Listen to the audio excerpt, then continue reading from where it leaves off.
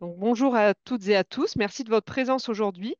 Je suis Claire Ergotte, je représente l'équipe animatrice des épisodes Sévenol, une série de webinaires destinés à la communauté éducative et pédagogique de l'enseignement agricole. Nous animons ce dispositif depuis le campus de Florac de l'Institut Agro. Notre campus a une fonction d'appui à l'enseignement agricole sur les thématiques de la biodiversité, de l'agriculture, des ressources numériques collaboratives et sur les questions éducatives et pédagogiques. Ces webinaires sont pour nous l'occasion d'inviter des acteurs de terrain, des praticiens, mais aussi des chercheurs, des experts, pour explorer et partager leur expérience sur un sujet qui nous préoccupe, en lien avec les enjeux actuels de l'enseignement agricole et son actualité. Aujourd'hui, il s'agit d'un webinaire sur le thème Le recouplage culture-élevage, un levier pour la transition agroécologique dans l'enseignement agricole. Pour nous accompagner aujourd'hui, nous avons la chance d'avoir la présence de Fabien Stark, Pierre Michler, Guillaume Fichepoil et Simon Chariot. Je vais donner la parole à ma collègue Alice Garnier pour une courte présentation de nos intervenants. Merci Claire, bonjour à tous et à toutes. Donc là, pour ces 2 heures de webinaire, on va avoir 4 interventions. Donc une première intervention de Guillaume Fichepoil, qui est DEA à l'EPL du Valentin à Valence, qui va nous parler d'une expérimentation sur son lycée de cohabitation entre l'élevage ovin et l'arboriculture. Ensuite, on aura une intervention de Fabien Stark, qui est chercheur à l'INRAE, qui va nous présenter, enfin faire une présentation générale sur les interactions culture-élevage. Troisième intervention, ce sera celle de Pierre Michler et de Carla Gava. Donc, Pierre Michler travaille à l'Institut de l'élevage sur les systèmes de polyculture élevage et il est animateur du RMT SPICI qui vous présentera. C'est le RMT structurer et produire l'innovation dans les systèmes ayant des cultures et de l'élevage ensemble. Et Carla Gava travaille au GIE Élevage Occitanie. Donc, tous les deux, ils vont vous présenter le RMT SPICI et ses apports pour l'enseignement agricole. Et enfin, on aura une dernière intervention, donc on revient sur un DEA, Simon Chariot, qui est DEA de l'EPL de Brie-Comte-Robert, qui va nous raconter l'évolution de son EPL pour plus d'interactions culture-élevage. Voilà, après ces 4 interventions, on pourra échanger. Donc, on a prévu des échanges en petits groupes avec les participants et ensuite en groupe entier. Voilà, jusqu'à 15 heures. Merci. Et donc Alice a oublié de vous dire que elle et moi, on est ingénieurs formatrices ici à l'IA de Florac en charge de la formation des enseignants et aussi des DEA. Et c'est nous qui avons organisé cet épisode Sévenol. Oui, merci. Je ne sais pas si Claire, tu avais quelque chose à rajouter ou on peut commencer avec... Voilà, j'ai envoyé la feuille d'émargement dans le chat, donc le petit nombre de participants qui est là peut compléter. Et puis sinon, nous, on est là. Et n'hésitez pas si vous avez des questions à utiliser le chat également pour interagir, si besoin. Merci. Donc, Guillaume, si tu peux commencer à nous présenter. On s'était dit une dizaine de minutes de présentation, puis après, on peut... Enfin, il y a 20 minutes en tout entre présentation et échange, donc on pourra Ok, laisser les participants poser des questions aussi. ok. Merci à vous, merci à l'Institut Agro pour l'organisation de ce webinaire. C'est l'opportunité pour moi de parler un peu de l'expérience qu'on a eue ici sur l'établissement du Valentin qui est situé à Bourg-les-Valences dans la Drôme.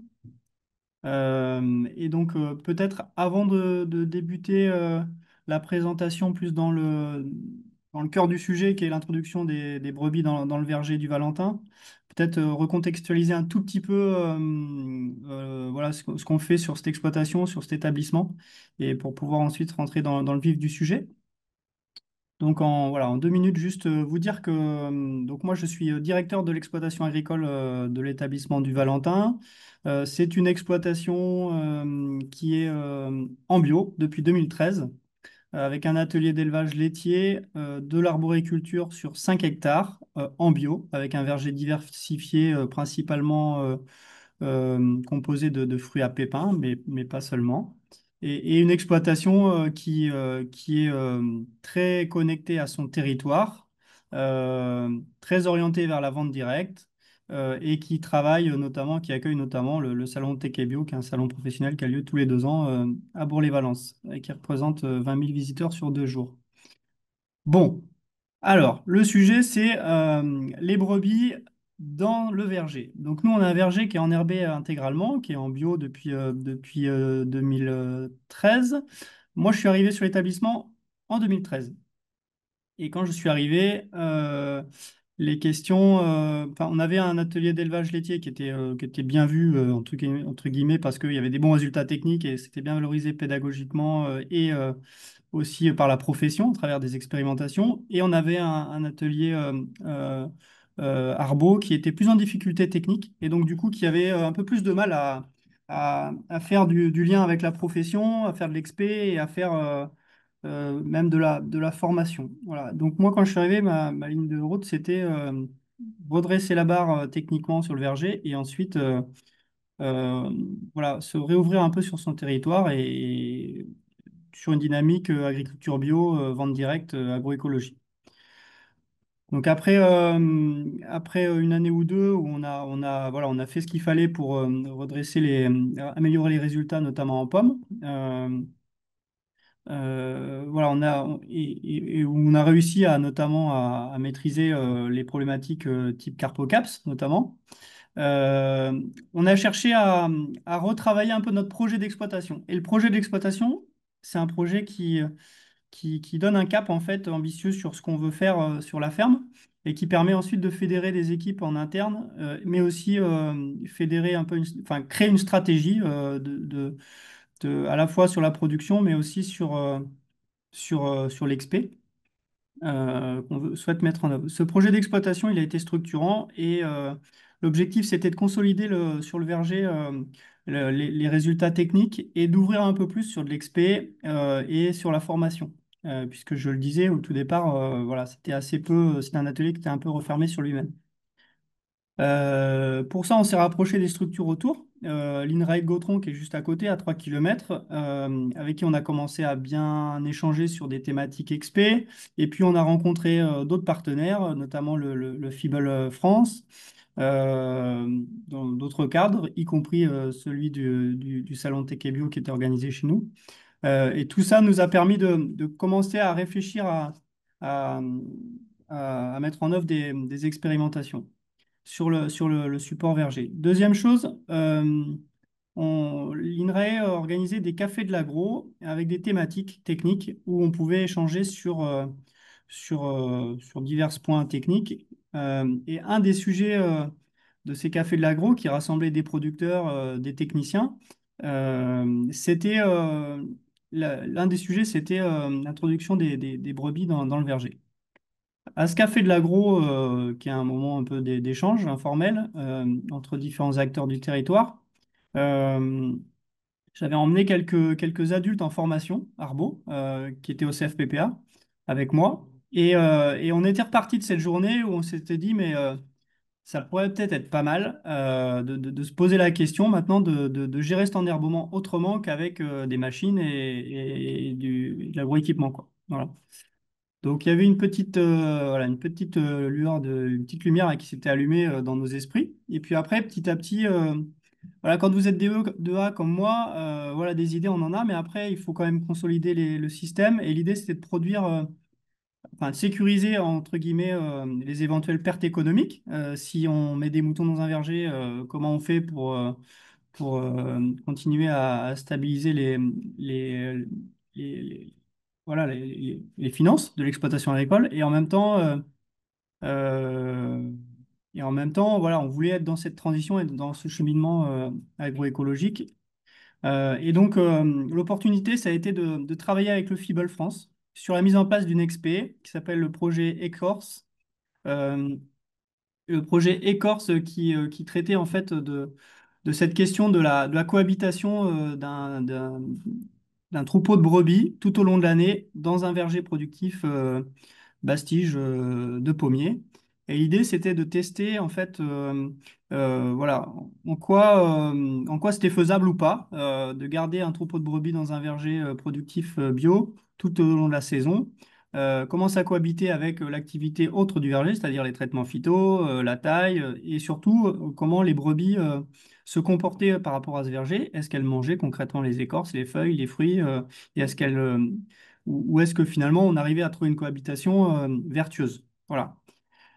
Le fait d'être dans une expé, ça permettait de sécuriser le modèle financier, parce que s'il y a des pertes, elles étaient prises en compte par l'expé. Et puis surtout, ça permettait de produire des références un peu solides et robustes, qu'on n'aurait pas pu faire tout seul.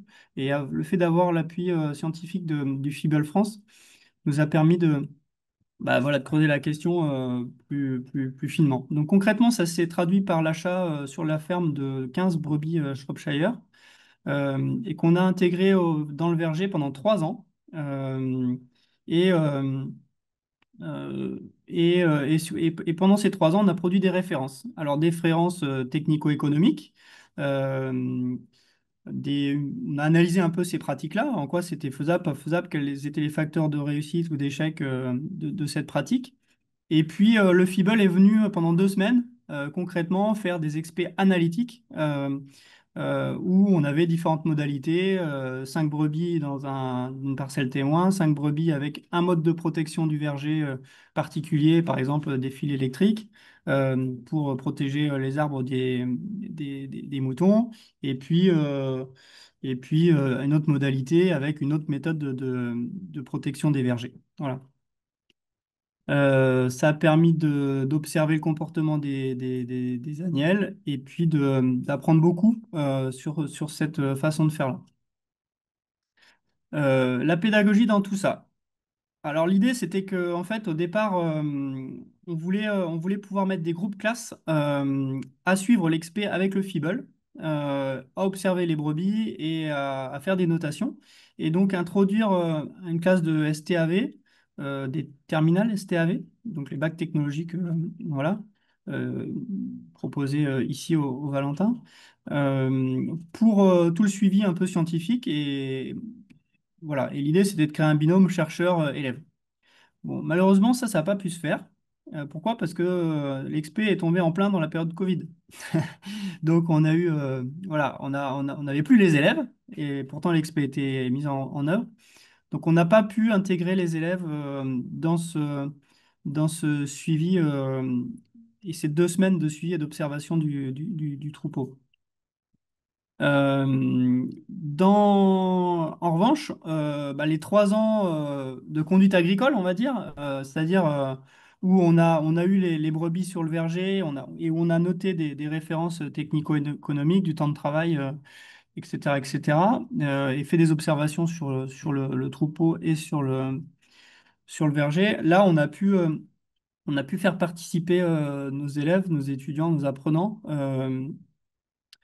sur ce travail-là et les sensibiliser pour le coup bah, aux points forts, aux points faibles de la pratique et aux difficultés qu'il peut y avoir derrière cette pratique. Euh, voilà, donc on a rebondi un peu différemment au niveau de la formation pour pouvoir valoriser tout de même cette expérimentation.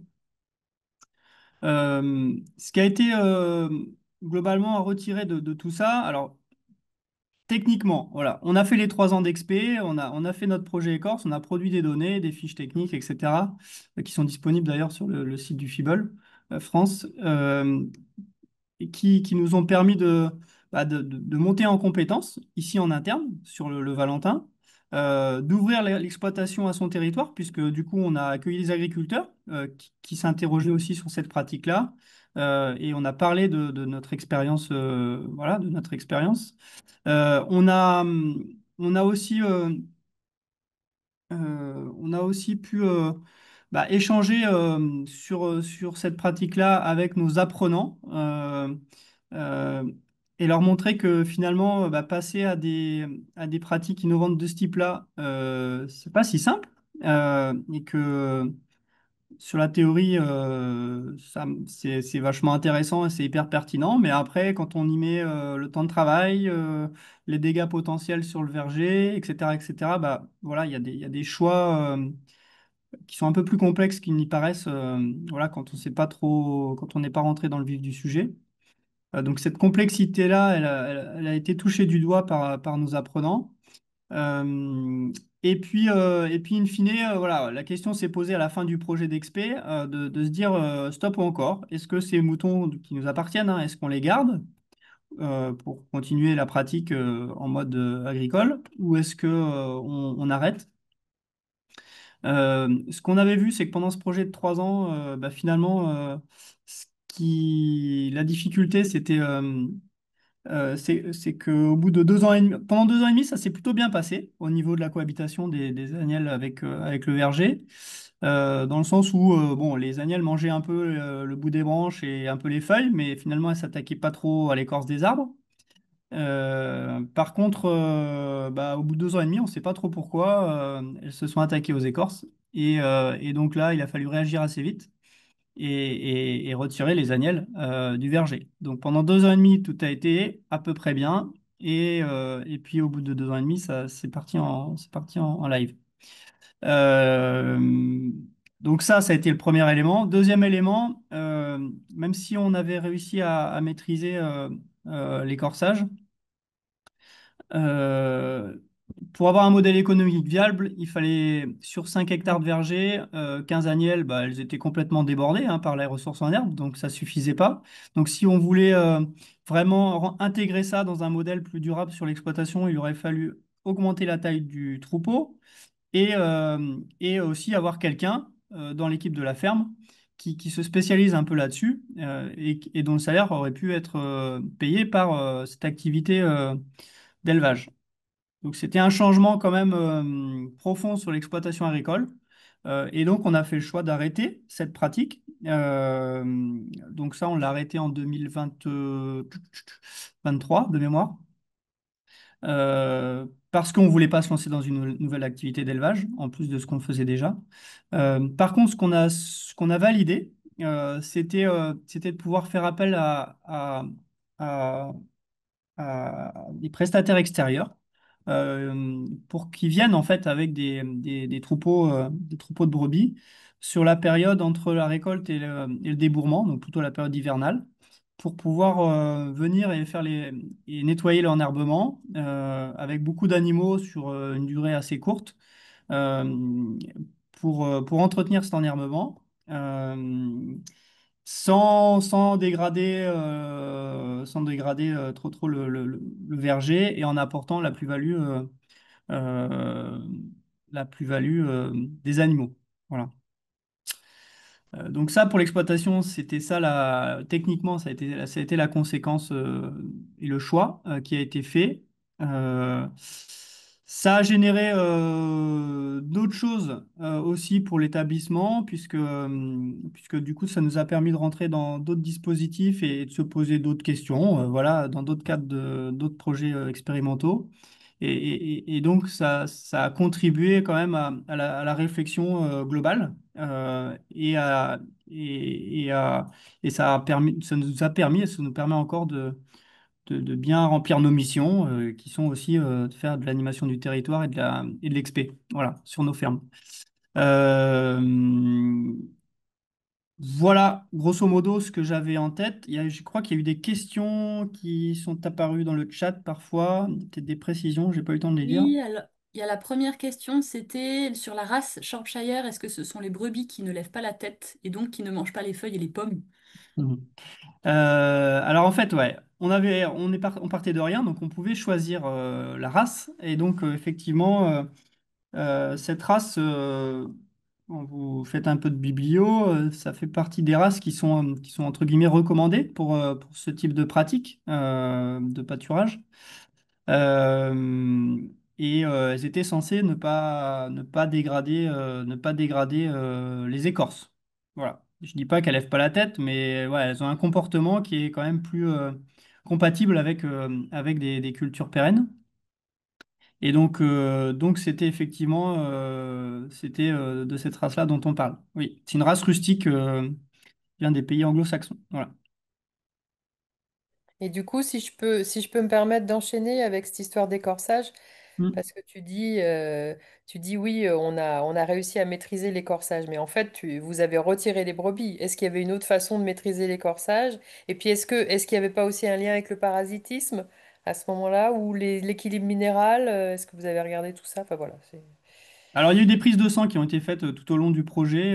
L'équilibre minéral, il était normalement bon, a priori. Il y avait pas de problématique en lien avec la disponibilité en minéraux. Voilà, c'était pas corrélé. Euh, Après, il y a tout un tas de choses qui sont dites voilà, dans la biblio. Mettre des jeunes animaux dans un verger, c'est un peu plus risqué que de mettre des vieux animaux. Donc nous, effectivement, c'était des agnelles, voilà. Qu'on avait acheté, voilà, qui étaient toutes jeunes. Malgré tout, dans leur jeune âge, elles ne nous ont pas posé de soucis. Donc voilà.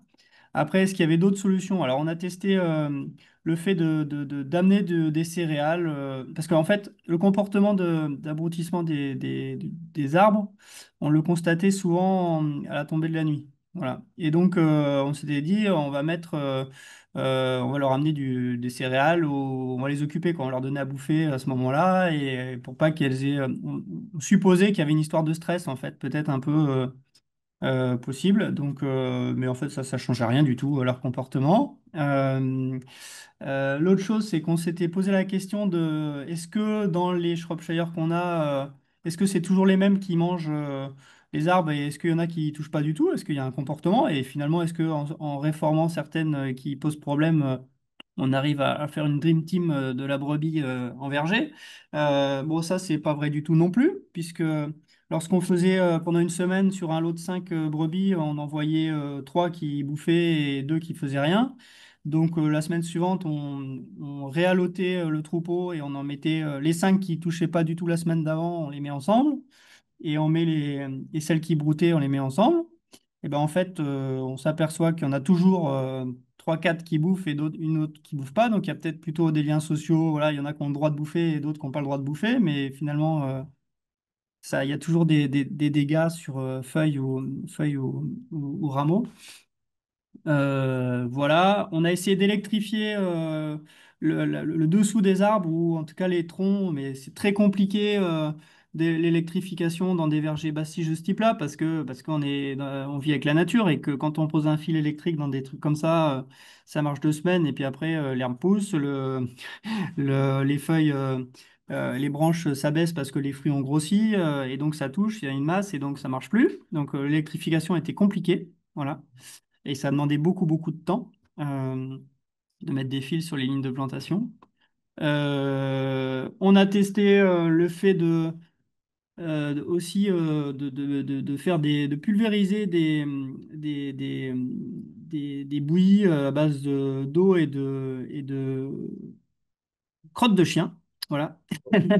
Parce que, il y a il y a un effet odeur en fait qui était répulsif en fait. Mais ça marche pendant 2-3 heures après le fait de pulvériser, mais après on oublie, quoi. Voilà.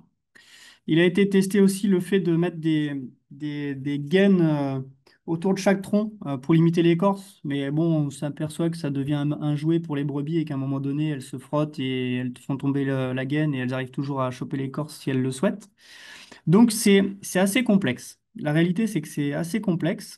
Euh, euh, Ce qui est difficile aussi, c'est que nous, le pari, c'était de les mettre tout au long de l'année, donc y compris quand il y a les phases de traitement, y compris quand les feuilles sont hyper appétantes, y compris. Et donc, le fait de le mettre toute l'année, ça rendait, ça demandait, ça générait beaucoup de travail quand même, parce qu'il fallait déplacer les paddocks toutes les semaines, avec des systèmes de filets, clôture mobile. Et donc, c'était, euh, c'était très chronophage. Et donc, voilà, le modèle technico-économique était compliqué. Voilà. Il y avait deux autres questions dans le chat. On a jusqu'à, ouais, il reste quelques minutes pour y Ouais. répondre. Il y avait une question sur la surface de la parcelle de Mm. verger, donc la Ouais. pression de pâturage, parce qu'il y a Alors, il n'y avait pas suffisamment d'animaux, hein, clairement, pour consommer toute l'herbe, parce qu'on est sur des vergers intégralement enherbés. Donc là, on était sur un bloc de 3 hectares, et on n'avait que 15 agnelles. Donc, autant vous dire que lorsqu'on a des vergers totalement enherbés, avec des sols qui ont du beau potentiel et que c'est irrigué en micro-aspersion, voilà, on fournit pas. On fournit pas. Et c'est pour ça que je disais que sur un modèle agricole plus durable, si on s'était inscrit plus sur la durée et qu'on avait intégré ça comme activité de production sur l'exploitation agricole, il aurait fallu passer à un troupeau de 70 mères, en fait. Et là, on n'avait que 15 petites agnelles. Donc l'idée, c'était plutôt déjà de voir si le fait de mettre des moutons dans le verger, d'observer le comportement des moutons par rapport au verger et de voir si ça condamnait ou pas le verger, concrètement. C'était surtout ça, dans un premier temps. Ça Il y a coupe, il y a deux autres questions. ouais. On n'a plus que quelques minutes. Alors, il y avait une question sur le choix de faire appel à un prestataire de services en éco-pâturage. A sans doute eu des incidences sur le bilan économique de l'entreprise. Peut-être pourrait-il y avoir des conventions de mise à disposition avec des éleveurs, comme cela se pratique de plus en plus désormais en viticulture ou la grande culture. Ouais, alors pour l'instant, nous, dans mon cas particulier, en fait, on essaye bon, voilà, c'est de la bonne entente et en fait, ça me coûte rien aujourd'hui. Mais il n'y a pas de convention, il n'y a pas de tout ça. Mais effectivement, il y a un raisonnement territorial à avoir sur la complémentarité entre ces éleveurs et les arboriculteurs ou les viticulteurs. Et donc, la contractualisation de cette prestation de service, voilà, la question est posée, quoi. Je pense qu'il y en a il y en a qui le font. Bon, moi, dans mon cas particulier que je connais, en fait, voilà, c'est plus, voilà, ça me coûte pas, voilà. Mhm. Mais c'est pas un cas généralisable. Voilà. Tac. Et une dernière question de Sylvie, je me permets de l'écrire et de la lire. Est-ce que tu peux revenir sur la manière dont vous avez impliqué les élèves étudiants, la définition de l'expé, la surveillance, le suivi, l'analyse des observations, la définition de solutions, d'alternatives, et en Ouais, quoi dirais-tu que cela peut les amener à reconsidérer leur approche de la transition agroécologique et l'intérêt de recoupler culture et élevage? ok. Bon, alors j'ai essayé de faire simple. Déjà, la première chose, c'est que les élèves, on les a fait réfléchir sur la pratique. Est-ce que c'est intéressant ou pas pour l'exploitation de mettre des brebis? Pourquoi ça le serait ou pourquoi ça ne le serait pas? Donc ça, c'est en amont. Voilà. Et ça aboutit au fait de dire, bah voilà, sur l'exploit, ça serait intéressant de le tester. Deuxième chose, sur l'XP en tant que tel, on a travaillé avec le FIBL au départ sur ce protocole. Alors en fait, le protocole, voilà, il a été proposé par le FIBL, mais par contre, il a été discuté, expliqué et décortiqué, notamment sur la méthode scientifique, dans le cadre des cours. Alors je suis désolé, je ne suis pas un expert des modules et des référentiels, mais ça a été fait en tout cas avec les staves staff production et avec aussi les filières scientifiques, bac généraux. Euh, Ça a aussi permis, entre parenthèses, d'aborder, enfin, ces contacts et cette proximité avec le FIBL nous a permis aussi de faire intervenir chercheurs pour d'autres classes, comme les classes passerelles, qui préparent au concours d'ingé ou veto, pour des témoignages autres du style c'est quoi être chercheur et c'est quoi le métier. Bon, bref, ça je diverge, mais voilà. Donc en amont, en tout cas, sur des méthodes scientifiques, il y a eu des discussions, il y a eu des échanges entre les classes et le FIBL. Ensuite, pendant l'expé, on voulait mettre un binôme chercheur-élève pendant les 2 semaines d'essai, mais ça n'a pas pu se faire à cause du Covid. Donc malheureusement, on n'a pas pu aller là-dessus. Par contre, sur les conclusions, sur l'analyse globale de la pratique, à la fois suite à l'expé et aux 3 ans d'expérience, là, on a fait réfléchir les élèves sur stop ou encore. Est-ce qu'on garde les moutons ou pas? Et si on garde pas les moutons, les alternatives. Donc ça, on l'a discuté en cours avec les élèves et on a validé la décision en conseil d'exploitation. Euh, voilà. Et donc le fait de plutôt faire venir des partenaires qui ont des brebis sur la période de débourrement, entre la récolte et le débourrement. Pardon. Voilà. Et donc, en fait, ça s'inscrit dans cette pratique des brebis dans le verger, ça s'inscrit dans une démarche plus globale qui est celui du projet d'exploitation, qui est d'être dans cette transition agroécologique. Et donc, quelque part, c'est un bon exemple de comment on fait pour aller chercher des innovations et tester ces innovations. Voilà. Comment on les met en œuvre sur l'exploitation. Et puis, bah, on fait une méthode, on teste, et si ça marche, eh ben, on généralise. Si ça marche pas, bah, on arrête et on fait autrement. Mais en tout cas, ça nous permet d'avancer pas à pas dans les pratiques et dans les pratiques de l'exploitation, dans cette transition agroécologique. Et ça, bah, évidemment, c'est très important de l'expliquer aux jeunes dans la formation. Et ils l'ont bien compris, je pense. Donc, on fait ça avec les brebis, mais on peut faire ça avec plein d'autres choses. Voilà. Je suis désolé, j'ai été un peu long. On va enchaîner peut-être avec, je crois que c'est Fabien qui doit intervenir après. Fabien Stark. Ok, ça doit être bon normalement de votre côté. Oui. Super. Eh bien, bonjour à toutes et à tous. Je suis Fabien Stark, je suis chargé de recherche à l'INRAE à l'UMR Selmet pour système d'élevage en milieu méditerranéen et tropicaux à Montpellier. Et moi, j'ai commencé à bosser au tout début en lycée agricole, au lycée agricole de la Guadeloupe, sur des activités justement autour de la polyculture élevage en milieu tropical, en tant que chef de projet RFD. Voilà, je ne sais pas si ça existe encore ces dispositifs. Et du coup, moi, je travaille sur les questions d'intégration culture-élevage. Et l'idée là de mon intervention, c'était de vous faire, voilà, vous apporter quelques éléments un peu plus théoriques, hein, ou en tout cas issus de travaux de recherche, sur l'intérêt de ces pratiques-là dans ce paradigme de transition agroécologique.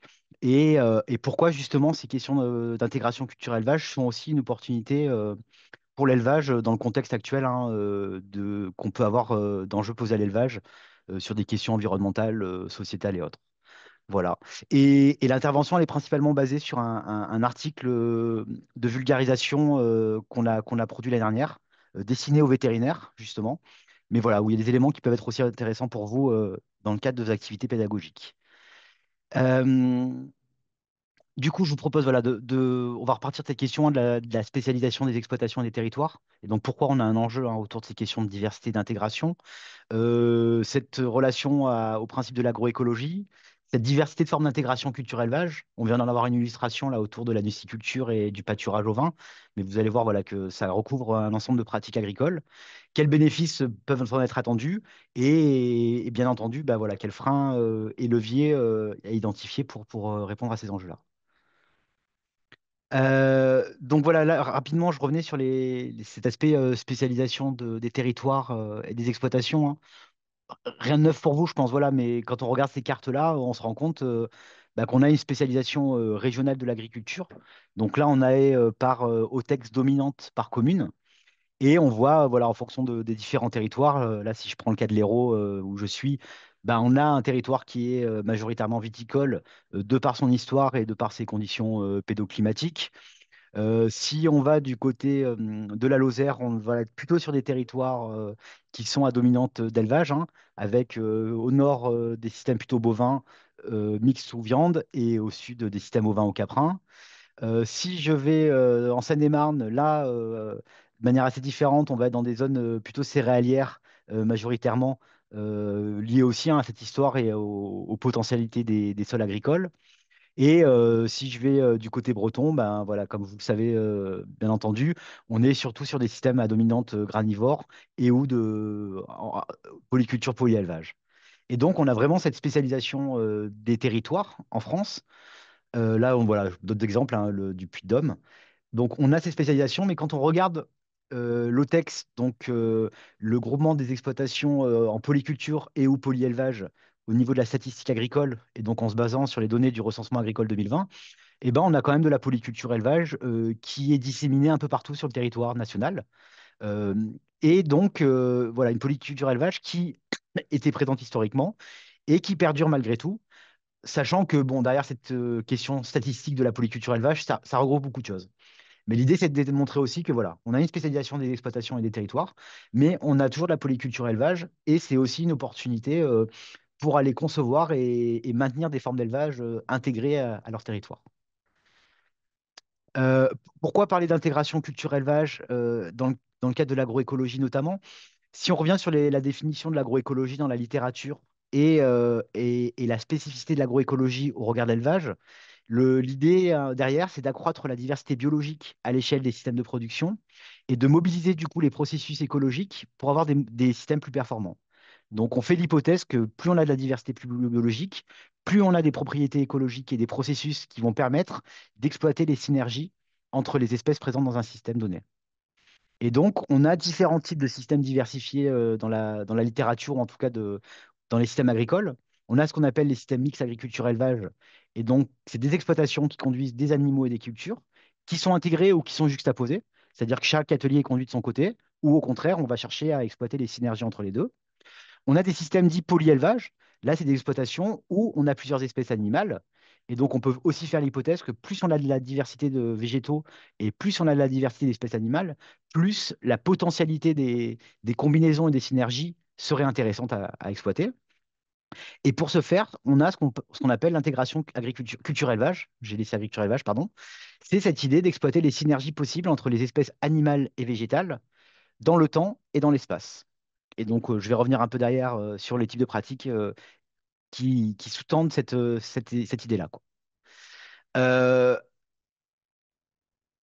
je vous montre ce schéma, il est un peu compliqué, c'est juste pour illustrer, mais voilà, dans les travaux de recherche qu'il y a eu autour de la question de l'agroécologie et de l'intégration culture-élevage, l'idée, c'est qu'il y a des processus écologiques ou des modes de conduite qui vont permettre d'exploiter justement des synergies, donc la diversité, les interactions, mais aussi le bouclage des cycles de nutriments, l'optimisation de l'utilisation des nutriments qui sont disponibles.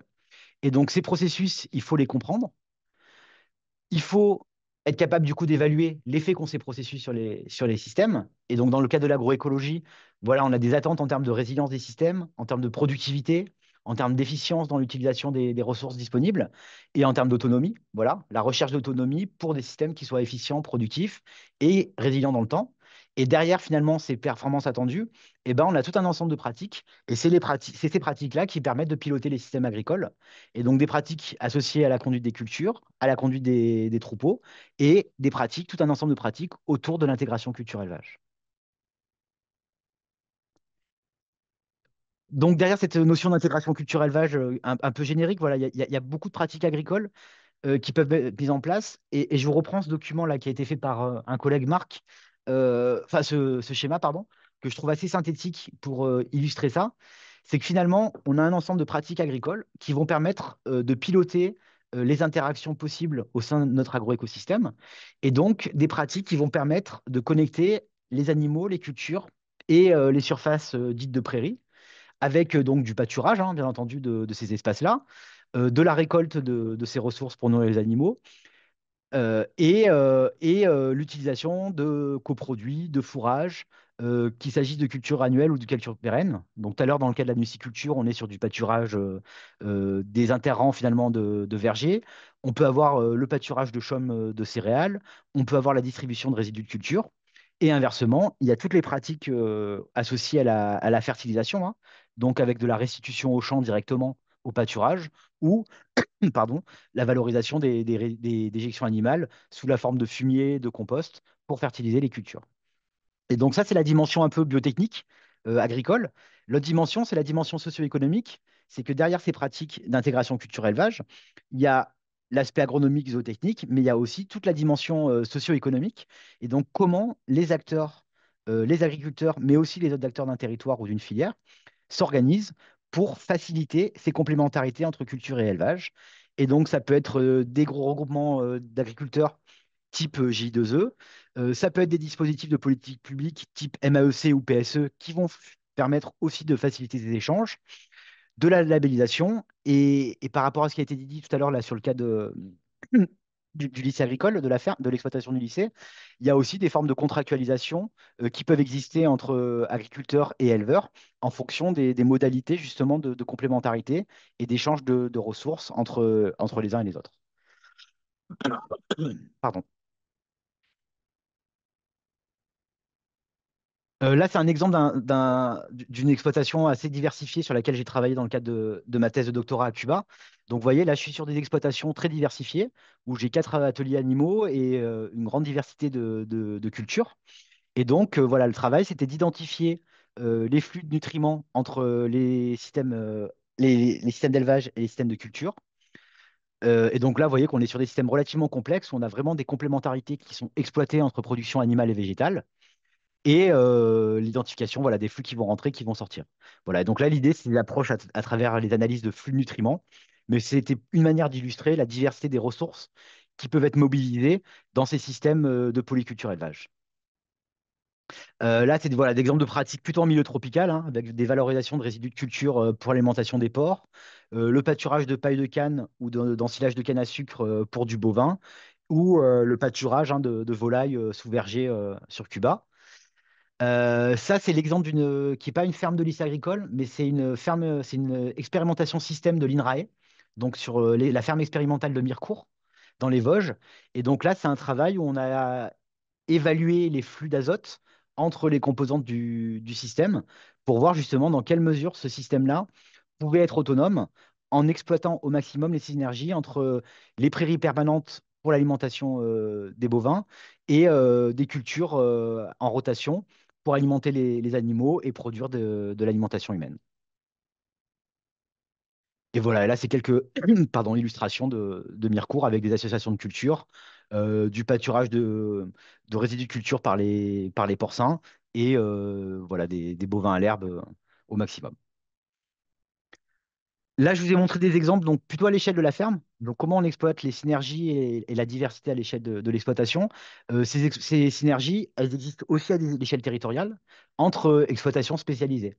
Donc, dans le cas pareil de tout à l'heure, hein, la réflexion initiale, c'était de dire, bah, tiens, on a un troupeau sur la ferme pour répondre aux besoins de mon verger. Euh, pour plusieurs raisons de taille, de coût économique, c'est pas si pertinent. Par contre, de collaborer avec un éleveur du territoire qui est plus ou moins pastoral et mobile, bah, ça me permet d'avoir le service de désherbage sur ma parcelle de verger et de fournir de la ressource fourragère pour cet éleveur à un moment donné de l'année en fonction de ses besoins.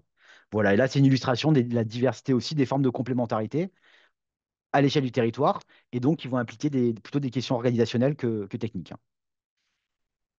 Là, c'est un petit exemple d'un travail qu'on a finalisé là en fin d'année dernière, donc dans le territoire du Minervois dans l'Aude, où on a travaillé sur les questions de vitipastoralisme.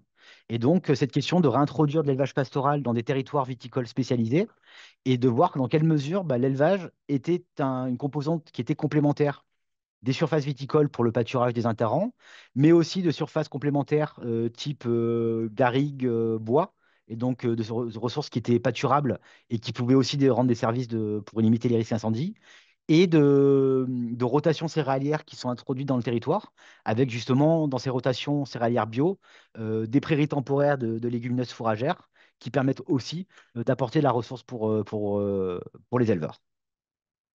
Voilà, et là, c'est quelques illustrations issues du projet, hein, voilà, de pâturage de brebis, principalement dans les vignes, mais aussi en verger. Donc voilà un peu une illustration rapide voilà, des types de pratiques et de comment on peut les qualifier, hein, ces pratiques d'intégration culture-élevage. Il y a plusieurs bénéfices qui peuvent être attendus d'un point de vue agronomique ou économique. Là, je vous ai repris c'est un peu dense, un schéma sur les services attendus de l'élevage, donc rendus par l'élevage. Donc, c'est un travail d'une expertise collective qui avait été faite par l'INRAE bah, pour requalifier aussi l'élevage au regard des services que ce dernier pourrait rendre, suivant des dimensions territoriales, environnementales ou autres. Et donc, on voit qu'en fait, les questions d'intégration culture-élevage, elles renvoient à plusieurs types de services qui peuvent être attendus de l'élevage. D'un point de vue esthétique du paysage, justement, bah, comment on garde des paysages ouverts et diversifiés par la présence de l'animal, comment on apporte de l'énergie ou de la fertilisation organique aux végétaux, et enfin en termes de fertilité des sols ou de valorisation d'une gamme de produits et de coproduits d'intérêt pour les humains. Euh, je sais plus pourquoi il est là, lui. Là, c'est un travail qu'on a fait avec un étudiant il y a 2 ans, là, Mathéo, auprès des viticulteurs, dans le cadre du projet là, dans le Minervois. Alors, l'idée, c'était pas de mesurer et d'évaluer d'un point de vue quantitatif, mais c'était de qualifier avec les viticulteurs leur intérêt et les limites du pâturage dans les vignes par rapport à leur ressenti. Voilà. Et donc là, il y avait donc des points un peu limites, enfin limitants, hein. Euh, en termes de dégâts sur les vignes ou de dégâts autres.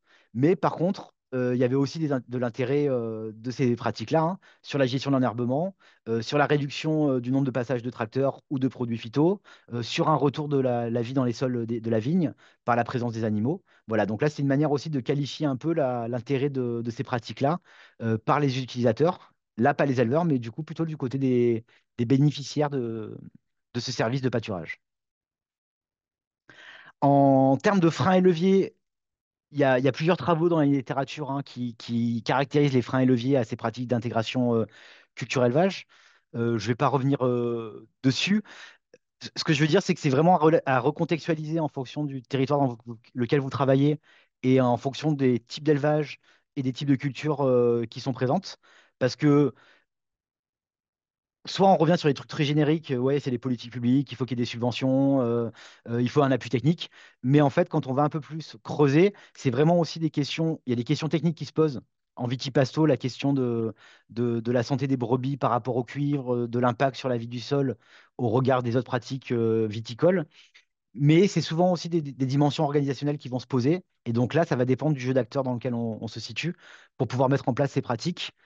Donc là, c'est un travail qui avait été fait voilà, par des étudiants de l'agro de Toulouse pour identifier ces freins et leviers là dans le Minervois. Et vous voyez, on est sur des choses qui sont somme toute assez génériques, hein. Le temps de travail que ça implique d'avoir un troupeau en plus, et du coup l'intérêt de collaborer avec un berger. Mais collaborer avec un berger, ça veut dire avoir confiance avec ce dernier. S'il y avait des subventions, bah oui, ça serait plus évident de le faire. Voilà. Donc il y a beaucoup de choses qui peuvent se croiser. Et je vous ai juste remis ce schéma-là. C'est que vous voyez, en fait, les leviers, ils vont être liés eh ben, à la capacité technique à mettre en place ce pâturage, cette production ou cette valorisation des produits et des fourrages, mais aussi la capacité à s'organiser collectivement, à faire reconnaître les produits issus de ces pratiques par l'appareil un peu, enfin l'écosystème agricole du territoire, qui permet de faciliter aussi ces interactions entre agriculteurs et éleveurs. Voilà pour ma présentation. Je vous ai mis à la fin quelques références en français, voilà, d'articles qui sont intéressants et de sites web aussi sur lesquels il y a pas mal de ressources disponibles, voilà, dans lesquels vous pouvez aussi aller piocher par rapport à des besoins que vous auriez d'illustration d'un point de vue pédagogique. Et j'en ai fini. Merci Fabien pour ton exposé très éclairant. Il y a une ou deux questions dans le chat. Il y en avait une de moi. Quand j'ai vu que tu disais système plus performant, je me suis interrogée, mais tu y as répondu par la suite avec ta définition de ce que toi t'entendais par performant et qui finalement allait plus vers quelque chose de l'ordre de la robustesse. Mais peut-être tu peux nous redire ce que c'est que pour toi la performance d'un système polyculture élevage. Ouais, enfin, comme pour tout système agricole aujourd'hui, enfin, et le terme un peu à la mode là, alors on parle plus de durabilité, on parle de multiperformance. C'est ça, ouais. Euh, Moi, ce que j'ai beaucoup regardé dans mes travaux, c'est la performance au regard des enjeux de l'agroécologie. Et c'est de dire qu'un système agricole, il doit être productif. Enfin, il a une vocation de produire de l'alimentation pour les humains, mais pas que. Il doit être productif tout en étant efficient. Et donc, c'est-à-dire comment on tire un meilleur usage possible des ressources naturelles à disposition. Et donc, cette idée d'efficience, c'est de produire le maximum avec le minimum. Il a cet enjeu d'être autonome. Voilà, c'est cette dépendance aux intrants extérieurs. Et du coup, qui renvoie à cette notion de résilience. Voilà, la capacité d'un système à s'adapter ou à faire face à des chocs qui soient climatiques ou économiques, quoi. Et donc, je te donnerai pas un élément de performance au sens où l'intérêt, c'est de regarder ces différentes dimensions, quoi. Et il faut qu'il le soit d'un point de vue économique, d'un point de vue biologique, etc., quoi. Ouais, mais ton schéma des jeux d'acteurs qui était plus sur la droite, là, il est intéressant parce que là, on est vraiment plus dans des dynamiques de société, de collaboration entre acteurs. Et là, on est vraiment plus dans une robustesse, en fait, avec un facteur humain qui est intéressant. Ouais, bah après, c'est la capacité qu'ont aussi les acteurs dans le temps à maintenir des formes de collaboration ou à les faire évoluer au regard de leurs attentes qui évoluent aussi, quoi. Hmm. Et après, on a une question justement, alors qui est un petit peu euh, provocatrice, n'est-ce pas, Sylvie? Jusqu'à quel point la synergie territoriale est-elle un bon exemple de couplage élevage-culture? Une question d'échelle. Sinon, on peut peut-être conclure un peu vite et avec humour que nos régions spécialisées sont en synergie et que la spécialisation agricole, finalement, c'est l'avenir. Ouais, non, cette question d'échelle, enfin, on se la pose beaucoup, enfin, au sens, est-ce qu'il vaut mieux finalement intégrer des productions animales et végétales à l'échelle de la ferme ou à l'échelle du territoire, sans regarder l'interrégional comme tu le suggères, et quel est le plus efficace finalement ou le plus souhaitable, quoi. Et je pense que il y a vraiment une question de où on part et où on va, quoi. Parce que quand on est sur des systèmes spécialisés, et là l'exemple du lycée agricole tout à l'heure, il est intéressant, de diversifier avec des animaux, bah, c'est pas si évident que ça, parce que ça veut dire un nouvel atelier, des nouvelles compétences, de la main-d'œuvre, versus qu'est-ce que j'ai dans mon territoire comme synergie possible, et donc de collaborer avec un autre éleveur plutôt que d'introduire un élevage, quoi. Et je pense que la question, et quand on cherche l'efficacité à tout prix, je pense que la spécialisation des territoires des exploitations, elle a permis une certaine forme d'efficacité sur certaines dimensions attendues, hein, d'augmenter la production à certains niveaux. Mais quand on regarde que l'efficacité, on nommait bah, toutes les limites qu'il y a eu sur les impacts environnementaux derrière, etc. Et donc, c'est ce double regard qu'il faut avoir pour trouver le bon niveau de synergie à construire ou de chercher des synergies à ces différents niveaux. Mhm. Alors, une autre. Alors, concrètement, comment stimuler le redéveloppement des systèmes agricoles intégrés qui répondent mieux aux enjeux de transition que l'hyperspécialisation? Est-ce qu'il y a aussi un examen des résultats économiques, des questions liées au travail? Est-ce qu'une autre organisation de la grille actuelle ne rendrait pas les gens plus heureux? Et au final, est-ce que ça permettrait pas plus facilement de renouveler les générations, qui est l'enjeu actuel du MASA? Ouais, il y a pas mal, j'ai pas du tout présenté les autres travaux, hein, mais il y a plein de travaux sur l'économique et le travail. Enfin, qu'est-ce que ça implique en termes de travail, ces questions de gestion de systèmes diversifiés finalement, soit en termes de charge de travail et en termes de compétences. Ça veut dire qu'on attend des compétences aussi des jeunes qui soient capables de piloter de l'animal, du végétal et du complexe. Donc là, il y a vraiment quelque chose autour de ces compétences-là qui est posé. Euh, D'un point de vue économique, Pierre, je ne sais pas s'il en parle, mais ils avaient fait des travaux avec des collègues sur regarder finalement la variabilité des résultats économiques. Et ils avaient montré sur certains travaux que finalement, il y avait moins de variabilité des résultats sur des systèmes intégrés que sur des systèmes peu intégrés ou spécialisés. Et donc, ce n'était pas le niveau de performance, mais c'était la variabilité des résultats. Et dans un contexte de crise actuelle et variable sur les marchés internationaux, bah, la question finalement d'être moins vulnérable à la variabilité, c'est peut-être une performance économique qui est plus intéressante à regarder aujourd'hui. Et, et sur la question des générations, enfin, je pense dans l'enseignement agricole, dans le plan enseigner à produire autrement, cette question, elle s'est beaucoup posée. Voilà, de comment on forme des jeunes qui sont capables d'avoir cette vision systémique et d'être capables de piloter de l'animal, du végétal sur la ferme, mais aussi dans les territoires, quoi, avec Mhm. d'autres acteurs, quoi. Merci. Et Pierre rappelle aussi que la spécialisation des territoires, c'est bien beau tant qu'il y a de l'énergie en abondance. Voilà, c'est pour rebondir un peu sur tout ça. On peut prendre encore une ou deux questions qui sont pas encore dans le chat, si quelqu'un veut s'exprimer directement.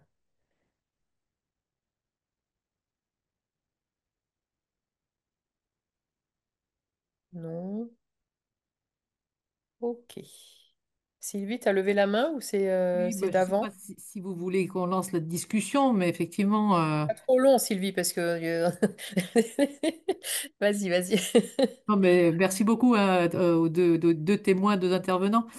Mais c'est vrai que ce qui est important, là, on voit bien qu'il y a une espèce de dualisme dans lequel on baigne dans l'enseignement agricole, où on est un peu partagé entre bah, enseigner ce qu'on sait faire et En l'occurrence, il y a cette question de la spécialisation qui est venue pendant très très longtemps organiser finalement les enseignements. On a appris à bien cultiver les sols, à bien élever les animaux, à bien faire la compta et de manière assez séparée pour faire soit des conseillers, soit des éleveurs, soit des agriculteurs, cultivateurs. Et maintenant, il faudrait ressouder tout ça. Et c'est pas si évident. Et en plus, je suis pas sûr que ce soit très partagé par. Enfin, c'est pas forcément si simple que ça. Enfin, je suis pas sûr que ce qu'on dit là, tout le monde acquiesce avec un grand oui. Je ne sais pas ce que vous en pensez là-dessus et sur ces constats-là, sur les évolutions sociales, sur les évolutions aussi des politiques que ça implique, la politique agricole à tous les niveaux.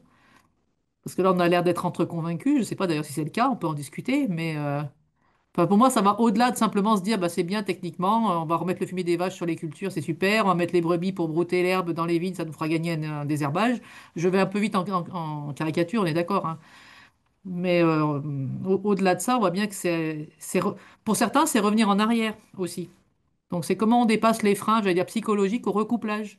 Il y a un enjeu de transition, on a beau dire que c'est moderne et que ça a plein d'intérêts techniques, économiques, agronomiques, voilà. Est-ce que aujourd'hui, il n'y a pas quand même un peu de controverse? Et comment vous, dans vos différents lieux, différents métiers, vous voyez ça aussi? Alors, si tu veux bien, Sylvie, on va garder ta question pour tout à l'heure, parce qu'on a prévu un temps de débat après les autres interventions, mais garde-la en réserve, parce elle est très bien pour lancer ce débat, justement.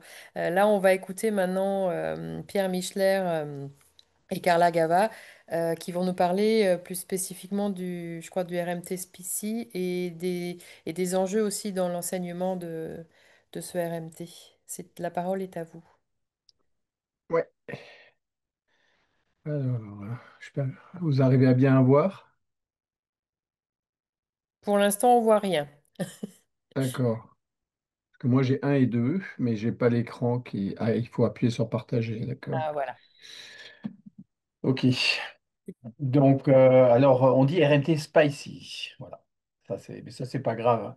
C'est notre coquetterie. On met des lettres en français, mais on prend un son anglo-saxonne. Alors, je vais vous parler donc du RMT mixte technologique, Spicy, qui signifie structurer et produire de l'innovation pour les cultures et l'élevage ensemble. Et donc, je ferai ça avec Carla et je rebondirai un peu sur le propos de Fabien. Alors, par contre, j'arrive pas. Ah si, c'est bon, voilà.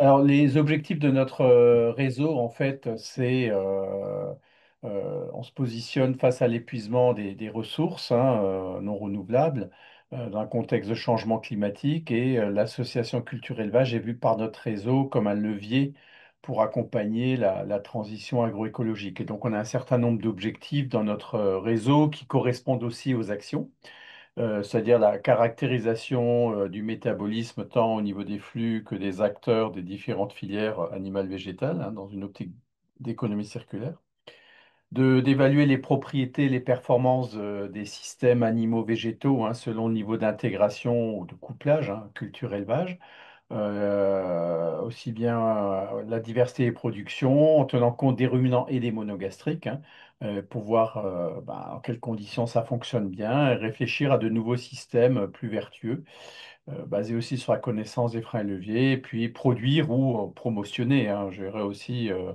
des outils d'accompagnement. Le RMT n'étant pas une structure juridique en tant que telle, elle est portée par l'Institut de l'élevage et co-animée avec l'INRA et l'ACTA, et puis avec la présence de nos partenaires.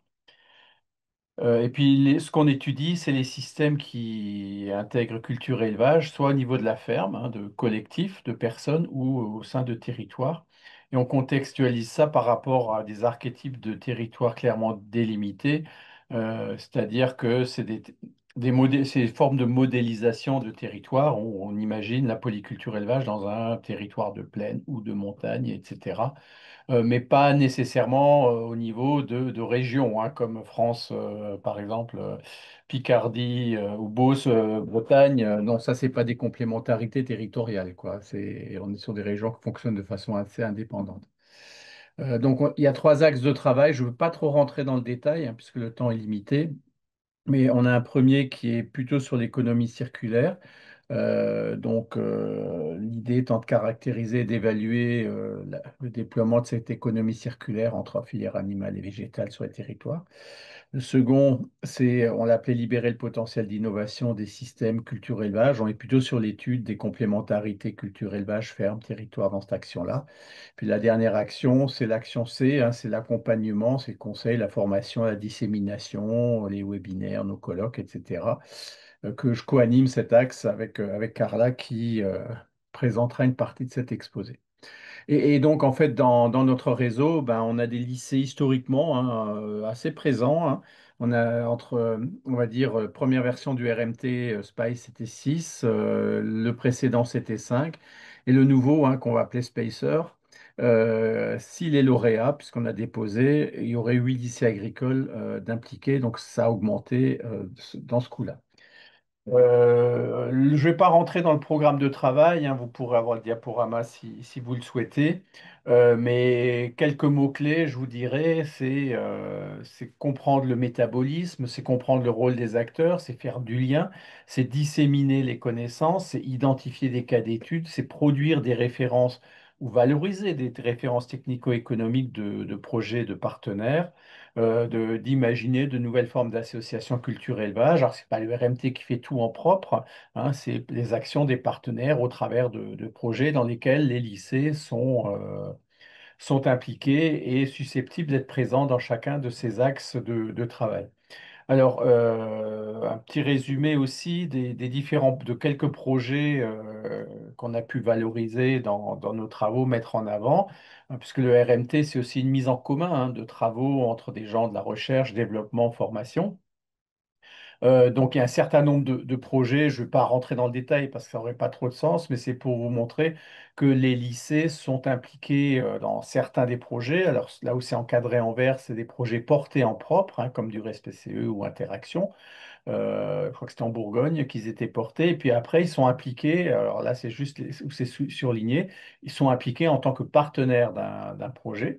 Donc, ils sont quand même plutôt présents dans les projets, on va dire, support, qu'on appelle projet support, et ils peuvent être présents tant au niveau de l'exploitation agricole que de collectifs, on va dire, à l'échelle de territoires ou de collaboration entre éleveurs et cultivateurs. Je pense à Brebis par exemple, ou Poussif, hein, on fait manger du blé de bergers itinérants chez des céréaliers sédentaires, hein. Voilà.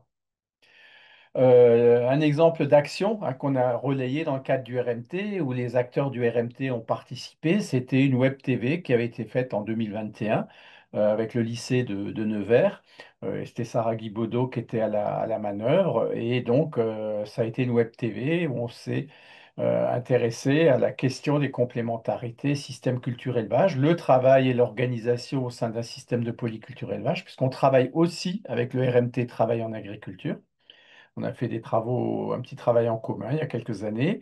Et donc, ça a été ciblé pour les étudiants. Et je crois qu'on trouve encore les vidéos sur YouTube, hein. Si vous cherchez un peu, vous les trouverez assez facilement. Et puis, le travail avec les lycées agricoles. Donc, on a un certain nombre d'actions qui ont été menées dans le projet. Et on peut citer aussi un travail qu'on a fait plus précisément pour les lycées agricoles, les enseignants, pardon, et les conseillers agricoles, car là, vous le présentera avec une grille d'aide au choix. Et c'est un travail qu'on a mené notamment avec le lycée de Fontaine, où on a co-encadré à trois une élève ingénieure d'AgroParisTech sur le sujet.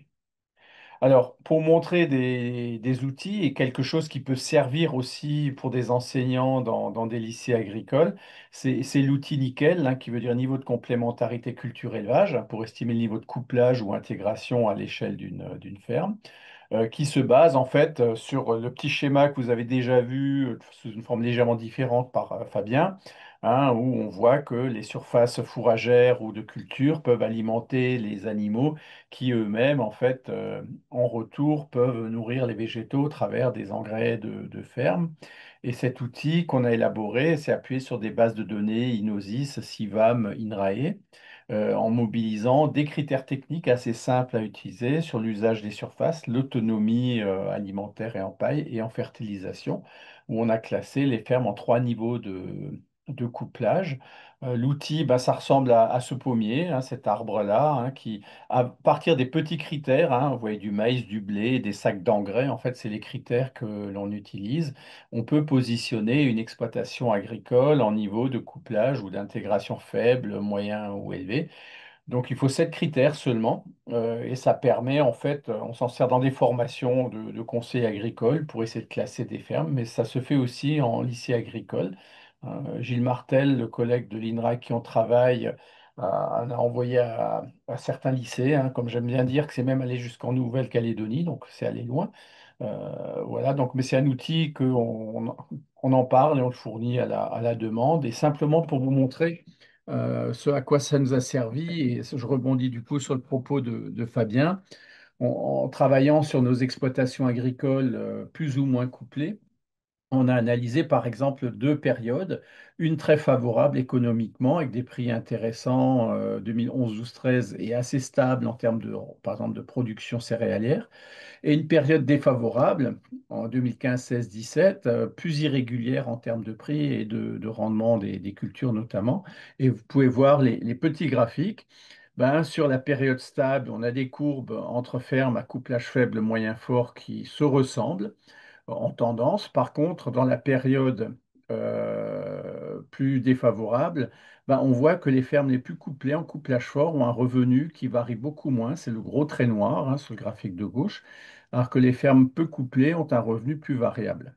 Sur le graphique de droite, c'est le coefficient de variation du revenu. Et ce que vous pouvez voir, et ça c'est assez intéressant, c'est que les fermes en couplage fort ont un coefficient de variation, c'est-à-dire une variabilité du revenu qui varie assez peu. C'est-à-dire que la variabilité est plus limitée que les systèmes peu couplés où ben, le revenu peut être très variable et certaines années.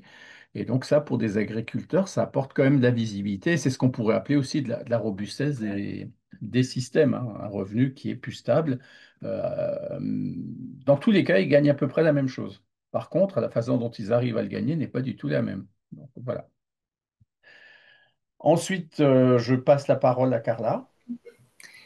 Oui, merci. Pierre, tu me passeras les diapos Oui. au fur et à mesure. Donc moi, je vais vous présenter justement un travail qui a été réalisé dans le cadre de l'axe C du RMT, qui a été mentionné par Pierre juste avant, qui est donc une grille d'aide au choix de jeux et outils pour la polyculture élevage. Vas-y, tu peux passer. Donc, juste pour vous expliquer d'où elle sort cette grille, comment on en est arrivé à construire ça. Donc, dans le cadre de l'axe C du RMT, donc il fallait bien commencer quelque part pour connaître les besoins en outils et jeux pour la polyculture élevage. Donc, on a commencé par une enquête relayée auprès de l'enseignement agricole. Mais pour compléter, on avait besoin d'avoir aussi la vision du conseil, donc qui a été obtenue après un atelier en visio. Donc, on demandait en fait dans ces travaux-là, quels étaient les besoins en jeux sérieux pour la polyculture élevage, est-ce qu'ils en utilisaient, comment ils percevaient ces outils-là. Et pour en parler un petit peu plus finement, pour tester les jeux, pour les définir vraiment plus en profondeur, on a fait un séminaire en présentiel au lycée agricole de Fontaine, donc en Saône-et-Loire. Là, vous avez les photos sur la droite de différents temps de ce séminaire-là. Donc, c'était chouette parce que c'est vrai que ça faisait manipuler des outils en vrai, alors que d'en parler simplement, c'est vrai qu'on ne va pas au cœur du sujet.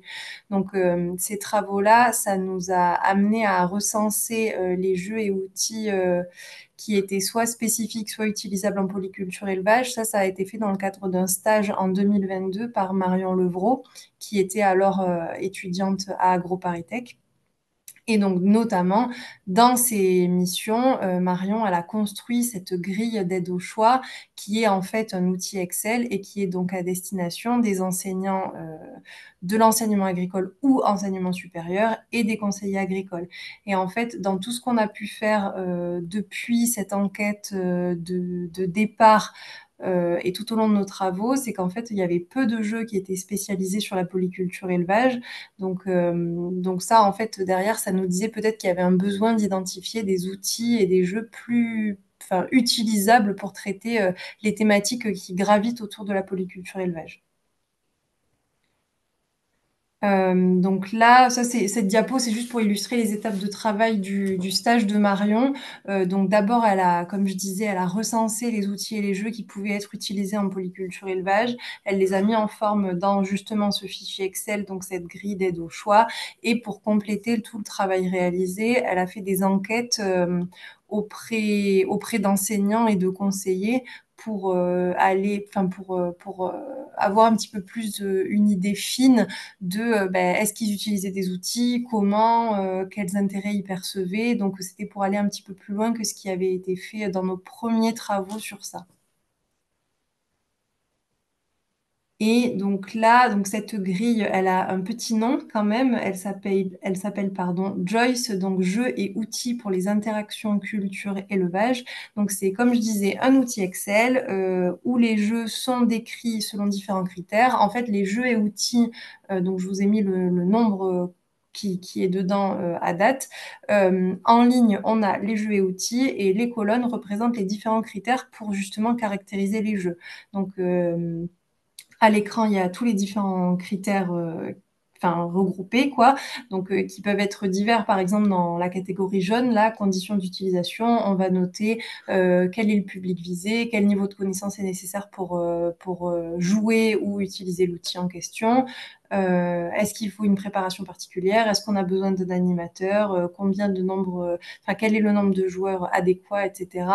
Et du coup, en fait, chaque jeu est caractérisé selon tout ça.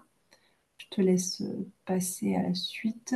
Donc pour cette grille, donc on l'a envoyée à quelques enseignants et conseillers. Et ce qu'on demande quand on l'envoie, c'est de nous faire un retour ensuite parce qu'elle n'est pas disponible en accès libre sur le site du RMT.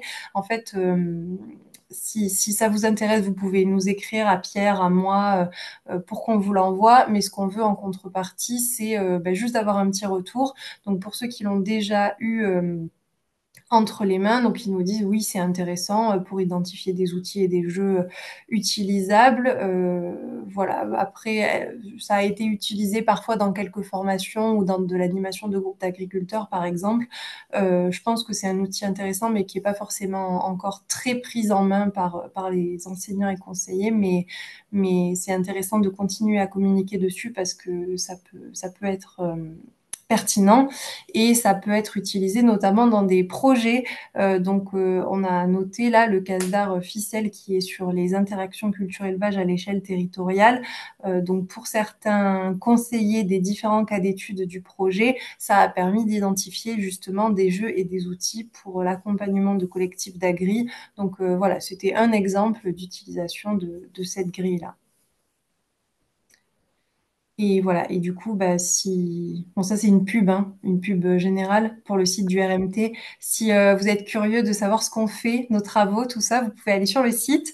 Et puis voilà, vous avez nos contacts aussi si vous êtes intéressé soit par cette grille pour recenser les jeux, soit pour des questions plus globales. Voilà. Merci Pierre et Carla pour ces exposés intéressants et tous ces outils que vous nous apportez. On peut prendre quelques questions, réactions. On a quelques minutes.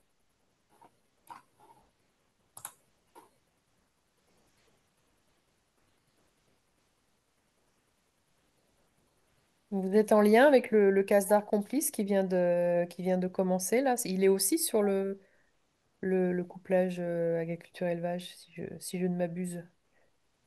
Oui, le RMT de Mémoirier, je crois que c'est Sonia Ramonteux qui est une de nos co-animatrices, je crois, qui est impliquée. Et, moi, je suis moins dessus, mais oui, oui. Je crois qu'il a été lauréat très récemment. Mm. Ouais, il vient d'être lancé. Il y a Sonia, il y a Solène Pissonnier, maître de Voilà, conf Solène aussi aussi. AgroParisTech. Et moi, j'en fais partie aussi. Ouais. Voilà. Peut-être si je peux me permettre, là, sur le RMT, c'est vraiment, enfin, l'objet des RMT, c'est aussi vraiment de faire le lien avec l'enseignement. Et enfin, les lycées aussi sont vraiment partie prenante de la dynamique des RMT. Et du coup, la porte, elle est aussi ouverte dans ces RMT au lycée agricole pour pouvoir participer, dans la mesure de vos cadres de contraintes, hein, aux journées organisées ou aux animations, parce que c'est vraiment un outil qui est aussi à disposition de l'enseignement agricole. Oui. Et dans l'axe 2, Gilles Martel de l'INRAE a lancé dans le RMT actuel un réseau de fermes. Alors, c'est des fermes expérimentales principalement, mais l'idée a été de faire un travail d'évaluation, intégration culture, élevage, biodiversité, etc., utiliser IDEA. Euh, je pense que la question pourrait se poser d'intégrer aussi à un moment des lycées agricoles. C'est pas impossible hein, non plus. Et donc, du coup, si on est lauréat en 2026, on fera un séminaire de lancement, probablement en mai-juin.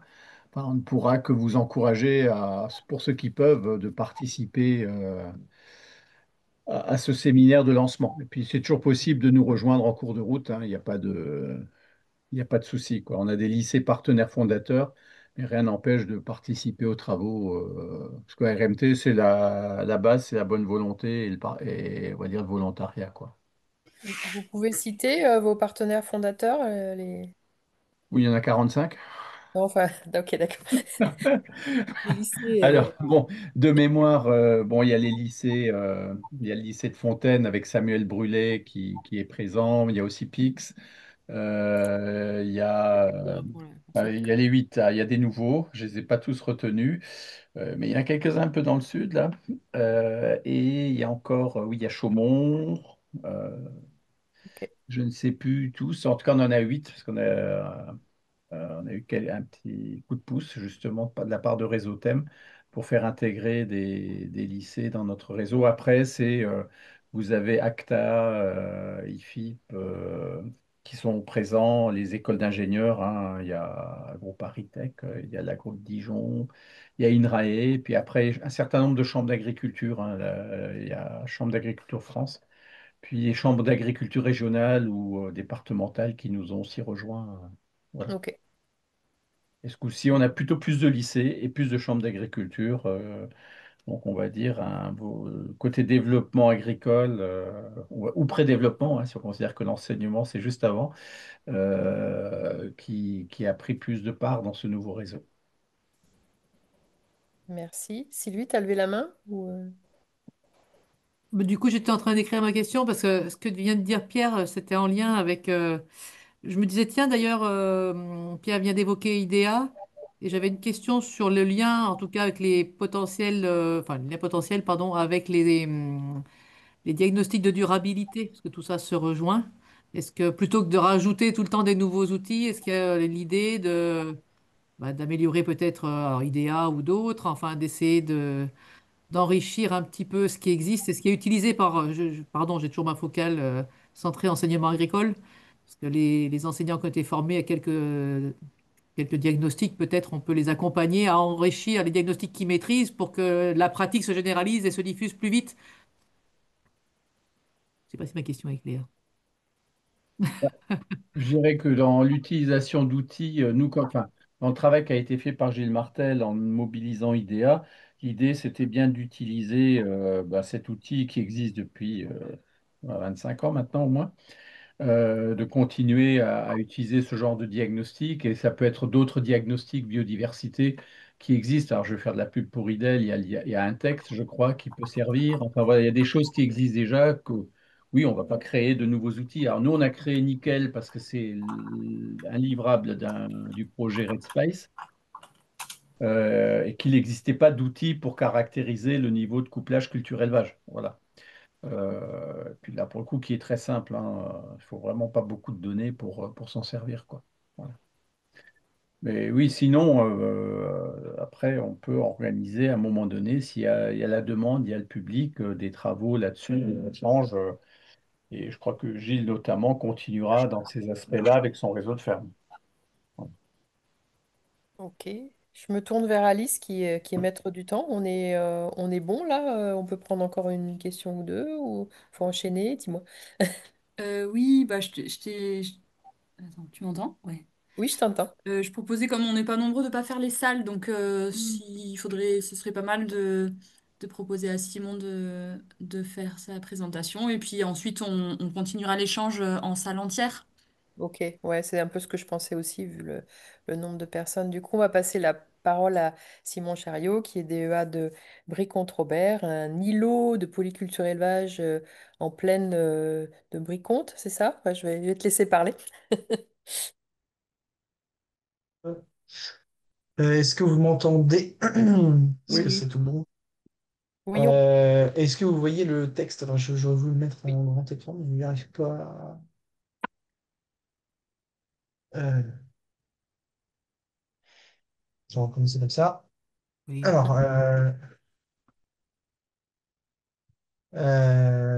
donc, je suis chef d'exploitation au lycée agricole de Brie-Contrebert en Seine-et-Marne. Je suis en poste depuis 2019. Donc, je vais vous présenter dans un premier temps l'exploitation, enfin un petit historique de l'exploitation parce qu'elle est quand même le fruit d'une histoire assez complexe, elle est assez diversifiée, elle a cumulé ou empilé les différents projets de production au fil des années, puis ça s'est construit, déconstruit, et ainsi de suite, pour en arriver à aujourd'hui ce qu'on fait, ou en tout cas ce qu'on essaye de faire. Donc historiquement, donc, comme beaucoup de lycées agricoles et d'établissements d'enseignement agricole, ça date des années 60-70. Donc la création ici, c'était en 1971. Et à l'origine, il y avait, c'est très vite fixé en fait sur la ferme, un élevage bovin allaitant en Charolais, avec une partie en céréales. Donc il y avait 120 hectares à l'époque. Et il me semble qu'il y avait aux alentours de 40 hectares de surface en prairie et donc 80 hectares en surface céréalière, pour bien plus d'animaux qu'aujourd'hui. Donc il y avait bien une cinquantaine, soixantaine de mères à l'époque. Ensuite, fin des années 70, c'est arrivé un atelier horticole qui a très vite pris beaucoup de place puisqu'il a représenté les trois quarts du chiffre d'affaires de l'exploitation agricole. Donc ça a mis un petit peu à la marge les, euh, les deux ateliers bovins allaitants et grande culture. Milieu des années 2000, sous l'impulsion de la formation pour adultes, il y a eu le développement du maraîchage bio, avec une petite parcelle qui s'est agrandie au fil des années. 2010, dans les années 2010, il y a eu la création d'un atelier apicole. Et donc plus récemment, donc, la création d'un atelier de port plein air en 2021 et l'arrêt de l'horticulture en 2023. Et donc en conséquence, le développement d'un magasin qui en fait récupère les espaces de vente de l'horticulture. Donc aujourd'hui, donc, il y a 125 hectares, 5 hectares pour les légumes bio en rotation, 7 hectares pour les parcours porcins qui ont été pris sur des surfaces qui étaient en grande culture. Ce n'étaient pas des espaces qui étaient en surface fourragère. 53 hectares en grande culture et 60 hectares en surface fourragère. Donc on est en Seine-et-Marne, il y a une belle carte, quelqu'un a présenté une belle carte avec les orientations technico-économiques des exploitations en Seine-et-Marne. Donc, en effet, on est sur un territoire qui est, on en parlait juste après, qui est très tourné vers la grande culture, sur la culture de la betterave, des systèmes betteraviers, avec des terres à très fort potentiel, où on a des fermes qui font plus de 100 quintaux de blé conventionnel en moyenne. Je veux dire tous les ans, sauf catastrophe, sauf grosse catastrophe, mais voilà, on est sur des limons profonds qui ne subissent pas tant que ça les aléas climatiques, notamment les années comme aujourd'hui. Les années, pardon, comme 2024, où il a fait très chaud, très sec, il y a peu une goutte d'eau et on a les cultures qui s'en sortent quand même bien. Donc sur la ferme, nous, c'est un petit peu particulier. En fait, on est en limite d'un plateau avec une rivière qui serpente en bas de nos prairies. Et donc, on est sur une rupture de pente. Et donc, on a une grande diversité de sols avec donc une partie des terres à fort potentiel sur le haut du plateau. Et après, dès qu'on va dans la pente, on se retrouve avec des limons argileux, des argiles limoneuses, des argilo-calcaires, on a même un peu de terre sableuse, des terres franches aussi en bord de rivière, des alluvions, on a un petit peu de tout. Donc globalement, on a trois grands types de sols, des limons bâtons sur le plateau, des limons argileux dans la pente, et puis après des argilo-calcaires un peu plus bas. Aujourd'hui, côté système et côté atelier, si je mets de côté les légumes et l'apiculture, on se retrouve donc avec un atelier bovin charolais avec 40 mères. Donc on a réduit le troupeau avec le temps. On conserve toutes les génisses et on castre certains broutards pour en faire des bœufs parce qu'on a une grosse activité en vente directe. 80% des animaux sont vendus en vente directe, que ce soit les veaux ou les animaux adultes. Euh, en fait, ne sont vendus autres qu'en vente directe que les animaux qui sont, on va dire, un peu trop vieux pour être vendus en vente directe, donc au-delà des 7-8 ans, quoi. Le troupeau est autosuffisant, ce qui permet aussi d'engraisser à moindre coût les animaux. Côté port plein air, c'est un atelier qui est encore naissant et on est encore en rodage, c'est-à-dire que techniquement, c'est pas tout à fait au point. La rotation des bancs n'est pas encore optimisée. Aujourd'hui, on vend 40 porcs par an à la boutique, 25 porcs charcutiers et 15 porcelets à d'autres éleveurs. Et c'est aussi un atelier qui est autosuffisant. On y reviendra juste après. Côté grande culture, donc il y a si je mets donc on met de côté les 60 hectares et quelques de prairies. Donc on a deux systèmes de culture en parallèle. Sur les très bonnes terres, on tourne. Alors jusqu'à cette année, on avait des betteraves. Je pense que c'est acté qu'on ne fera plus de betteraves pour différentes raisons. Mais en gros, il y a un système où on a des très bonnes terres et donc on cultive surtout betterave, blé, maïs ou sorgho fourragé orge au printemps. Et après, un deuxième système de culture plus intermédiaire avec des sols un peu plus superficiels. Et encore, enfin, tout est relatif, hein, un peu plus superficiel, où on tourne en colza, céréales d'hiver, protéagineux et luzerne. Le territoire, donc j'en ai parlé tout à l'heure, c'est une région céréalière à fort potentiel, une terre de betterave, donc avec alors, plusieurs usines, mais une principalement, au cœur de la Brie, plusieurs sucreries, pardon. Il y a très peu d'éleveurs, donc on est un peu les seuls on est un peu les seuls dans la zone.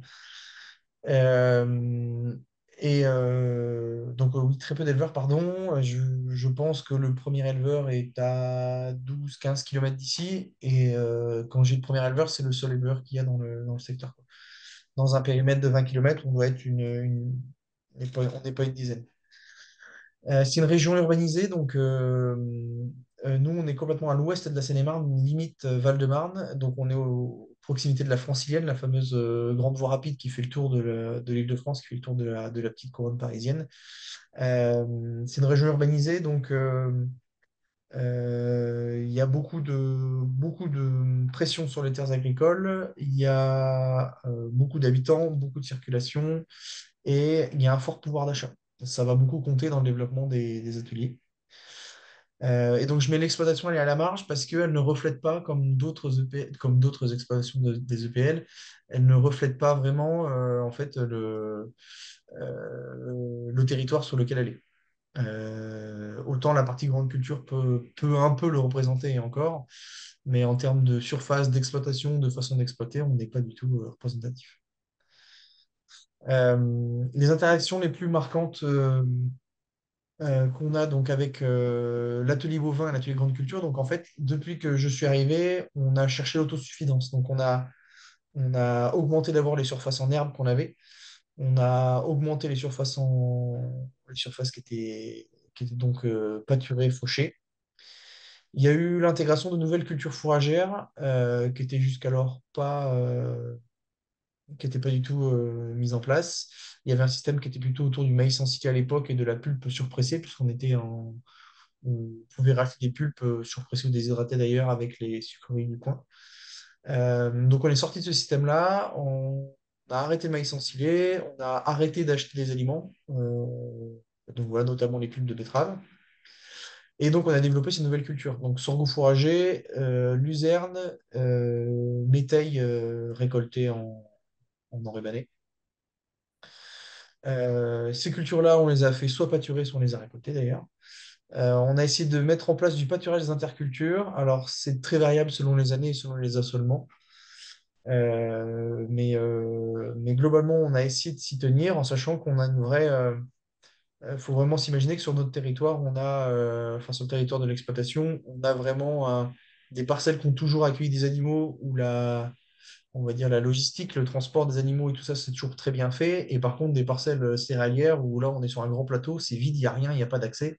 Enfin, s'il y a une route, mais il y a pas de haie, il n'y a pas de. Enfin voilà, la conduite des animaux est beaucoup plus compliquée sur ces parcelles-là. Et donc, on a développé fortement l'engraissement, puisqu'on a augmenté la vente directe. On est passé d'1 à 2 animaux par an à aujourd'hui une douzaine.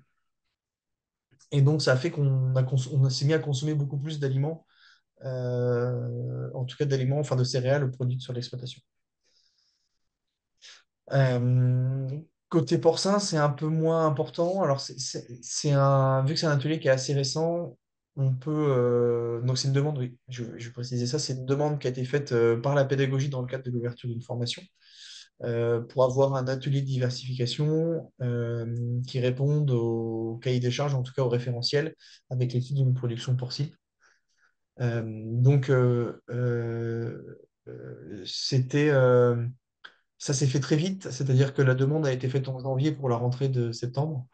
Donc il a fallu trouver vite des solutions. On a travaillé, on a fait quelques visites. Enfin, c'est un projet qui est arrivé très vite en parallèle d'autres projets qu'on menait déjà. Donc il s'est axé autour de 5 objectifs initiaux. Euh, En tout cas, des volontés qu'on avait, c'est qu'on n'avait pas beaucoup de moyens déjà à l'époque, donc il fallait qu'on investisse peu. Tout était fait sur fonds propres de l'exploitation agricole. On avait peu de temps à louer parce qu'on était déjà pris par autre chose. Je suis arrivé dans un cadre déjà de chamboulement et de réorganisation en profondeur du système, donc c'était pas simple de mener ce projet en parallèle des autres. Donc peu de temps de travail à louer. On souhaitait que ce soit original parce que on a toujours peiné en fait, à répondre à la fameuse mission de lien au territoire, d'expérimentation. Et donc, le fait de créer quelque chose d'original sur lequel on puisse créer de la référence technique que personne n'avait, puisque personne ne le fait, ou très peu de personnes le font, c'était un argument. Il fallait que 100% de la production soit vendue en direct à la boutique. Et il fallait que ce soit performant économiquement, puisque, comme je vous l'ai dit, cet atelier, il est arrivé sur des. Enfin, en tout cas, il s'est installé sur des terres qui étaient exploitées en grande culture avant. Donc, performant économiquement, j'entendais en euros par hectare comparativement à ce qu'on faisait avant, pour ne pas se mettre en difficulté. Donc 100% d'aliments à la ferme sur cet atelier-là. Et un point très important, c'est que la forte valorisation des animaux par la vente à la boutique fait qu'on peut se permettre d'être plus light sur la tenue technique, dans le sens où, par exemple, un vétérinaire va venir castrer les porcelets, ça va nous coûter 30 euros pièce, c'est pas ce qu'on fait normalement dans l'industrie ou dans d'autres systèmes. On n'est pas obligé de sevrer à 42 jours pile comme il faudrait. Donc tout ça fait que la forte valorisation nous a permis de relâcher la pression technique et donc le temps de travail et l'investissement à passer dessus. C'est une façon de voir qui est singulière, que tout le monde ne partage pas, mais ça permettait de rentrer dans le cadre, en tout cas à l'époque. On aurait voulu interagir plus avec le système grande culture, c'est-à-dire qu'en fait, dans le parc à Porsan, on voulait euh, tenter des pâturages, par exemple, de betteraves sucrières en hiver, à la fin de la première année. Tenter des pâturages aussi de légumineuses, de repousses, de couverts. Et en fait, c'est assez vite tombé à l'eau dû aux règles de biosécurité et aux exigences en tout cas aux exigences que ça nous imposait en termes de, euh, de matériel, enfin, en tout cas de devoir dédoubler tout le matériel, d'utiliser que du matériel dédié à l'élevage. Enfin, voilà, les normes étaient assez drastiques et elles le sont toujours. Donc, c'est un peu tombé à l'eau tant qu'on n'aura pas en tout cas des moyens économiques de fermer.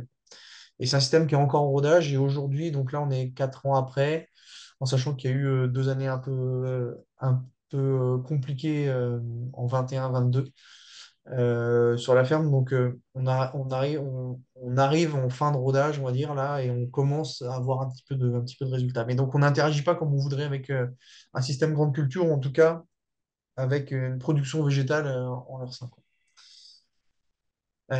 Si je parle du flux qu'il y a entre les différents ateliers, donc mine de rien, en remplaçant tous les apports de concentré qui étaient faits par l'extérieur, ça fait qu'on consomme autour de 70 tonnes de céréales par an sur les deux ateliers. Donc on est 35 tonnes pour les cochons, 35 tonnes pour les vaches. C'est soit de l'orge, soit du blé, soit un protéagineux. Ça représente tout de même 10 hectares, ce qui est pas négligeable aujourd'hui quand on n'a que 50 hectares de grande culture. Euh, 100% de la paille, alors ça c'est un sujet aussi, 100% de la paille elle est exportée. Elle est rendue en partie sous forme de fumier. Voilà, 100% des. Alors, c'est vrai qu'on est obligé de faire des sciepans en précédent maïs, donc on a exploité ça enfin, on exploite ça en faisant systématiquement des métailles qu'on enrubane. Euh, C'est des vrais leviers agronomiques, donc Sylvie l'évoquait tout à l'heure. C'est vrai que pour nous, cette interaction-là, elle est simple, elle est efficace. On se passe de désherbage. Enfin, ça fait partie ça fait partie des vrais leviers. Et le pâturage découvert, j'en parlais tout à l'heure. Donc, on essaye de pâturer en fonction des années. Typiquement, cette année, année sèche, les couverts ont quasiment rien donné. Donc, en fait, on n'a pas développé ça cette année. Globalement, ce qu'il faut comprendre, c'est que c'est un système qui est très, très souple et qui s'adapte. Là seulement, on change très vite. C'est un système qui s'adapte assez vite. Euh, et donc, oui, je l'ai mis comme ça. Donc, c'est un système qui est très souple face aux aléas. Parce que avec la diversité culturelle qui s'est développée, on peut vite remplacer une culture par une autre. Ça nous est arrivé carrément de voir des parcelles qui ne nous convenaient pas, de les faucher, les enrubanner, même si c'était un blé de mémoire. Euh, donc on se permet ces choses-là. Euh, et je ne veux pas dire que ça permet de gommer plus facilement des problèmes qui pourraient être très pénibles pour nos voisins céréaliers, mais c'est un petit peu ça. Les animaux, donc c'est un vrai levier agronomique, que ce soit par la fauche de certaines cultures ou par le pâturage. Euh, le système, il est devenu plus indépendant que ce qu'il était avant, c'est-à-dire qu'en fait, aujourd'hui, il n'y a quasiment rien qui rentre dans le système d'élevage, on va dire, si ça ne vient pas des grandes cultures. Même en termes de fertilisation, c'est très réduit. Donc c'est une vraie force, surtout quand on voit typiquement cette année les fluctuations de marché en grande culture, qu'on subit un petit peu ce qui se passe. C'est vrai que le système, en tout cas bovin, est très linéaire dans son fonctionnement. Ça, c'est assez confortable. Et dernier avantage, c'est l'image qui est renvoyée dans la plaine. Donc j'ai mis un plus positif parce que vous verrez qu'après, il y a un petit moins. Euh, L'image renvoyée dans la plaine positivement dans le sens où euh, on est déjà hors cadre du fonctionnement d'une exploitation agricole dans l'abri en Seine-et-Marne. Et on est un peu l'exploitation atypique. Et je pense qu'on cultive en plus cette image-là.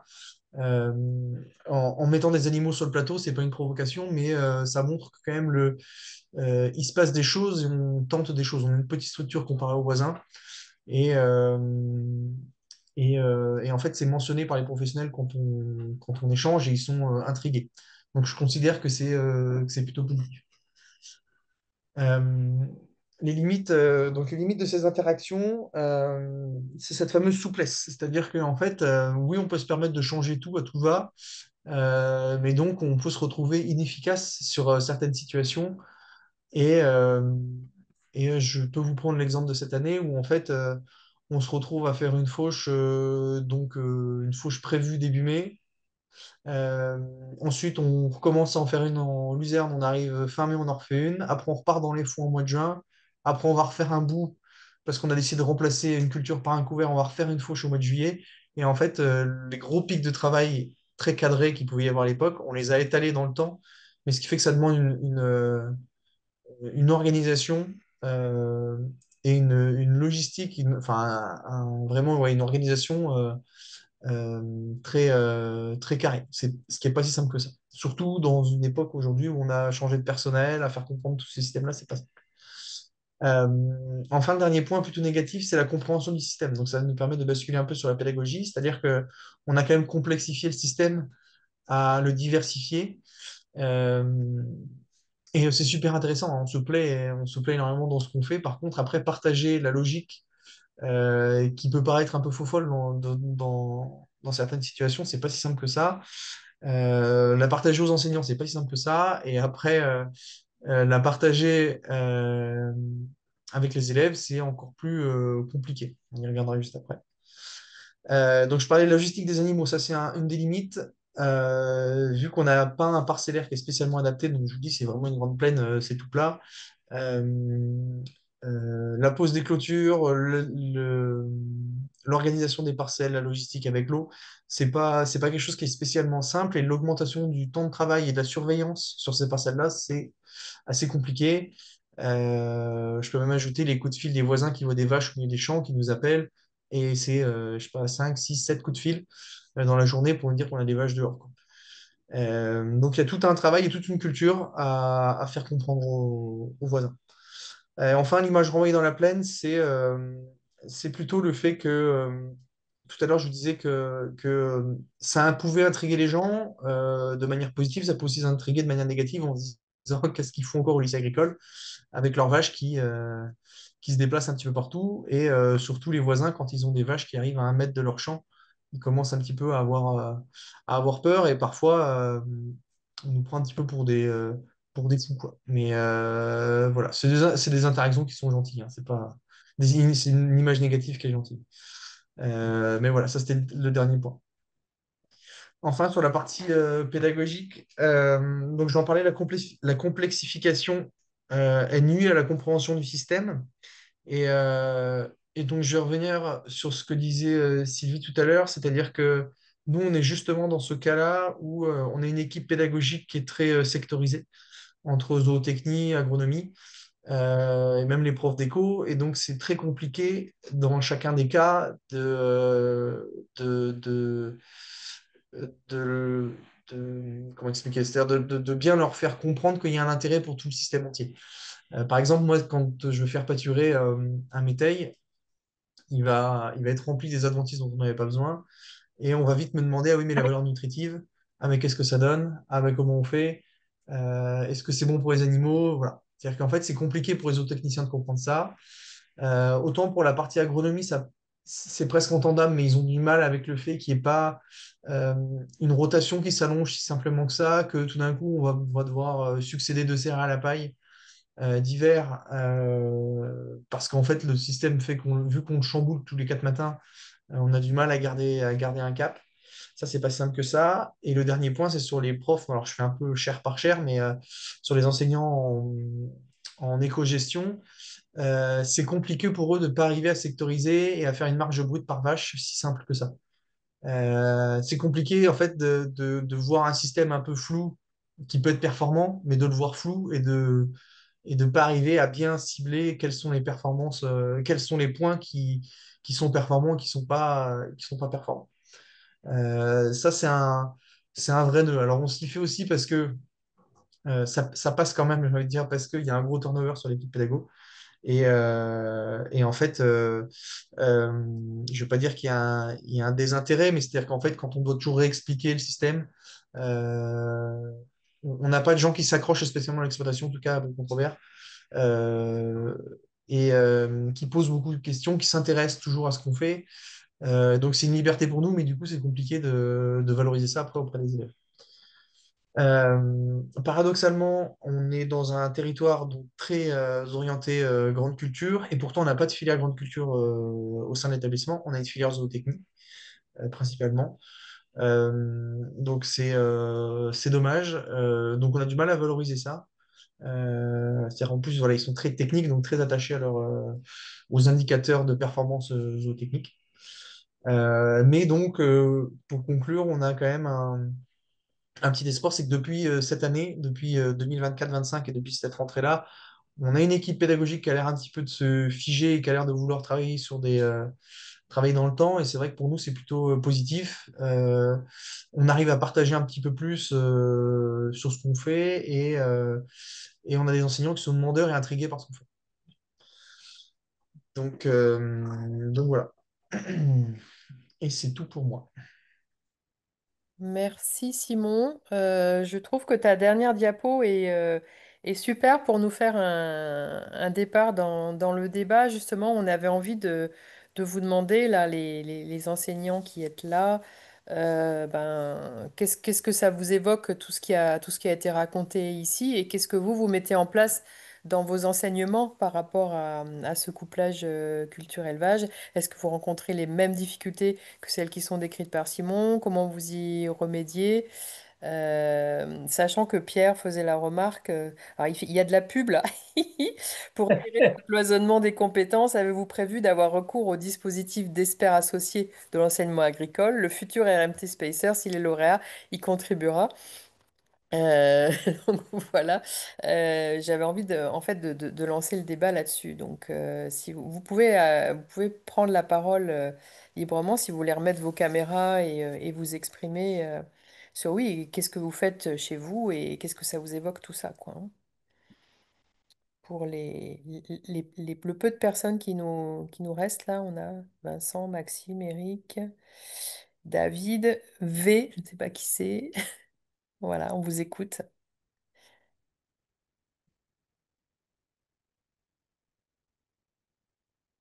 Déjà, est-ce que vous faites des choses chez vous, déjà, dans ce sens, et comment ça se passe?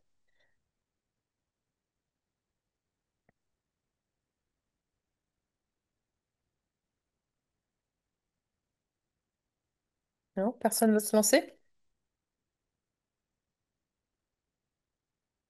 Il y a Vincent, mais on n'a pas le micro. Enfin, a priori, le micro est ouvert, mais on n'a pas le son. Ah, Ça laisse- non, on t'entend pas, Vincent. C'est dommage. On va être obligé de dire sur les lèvres.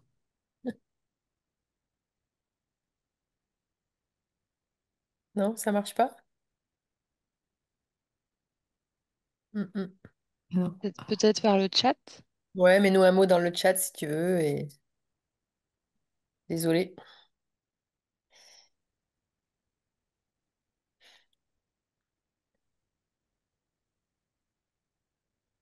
En tout cas, moi, je trouve ça super intéressant ce que tu dis, Simon, sur le fait qu'on a beau décloisonner sur la ferme, ça décloisonne pas chez les profs.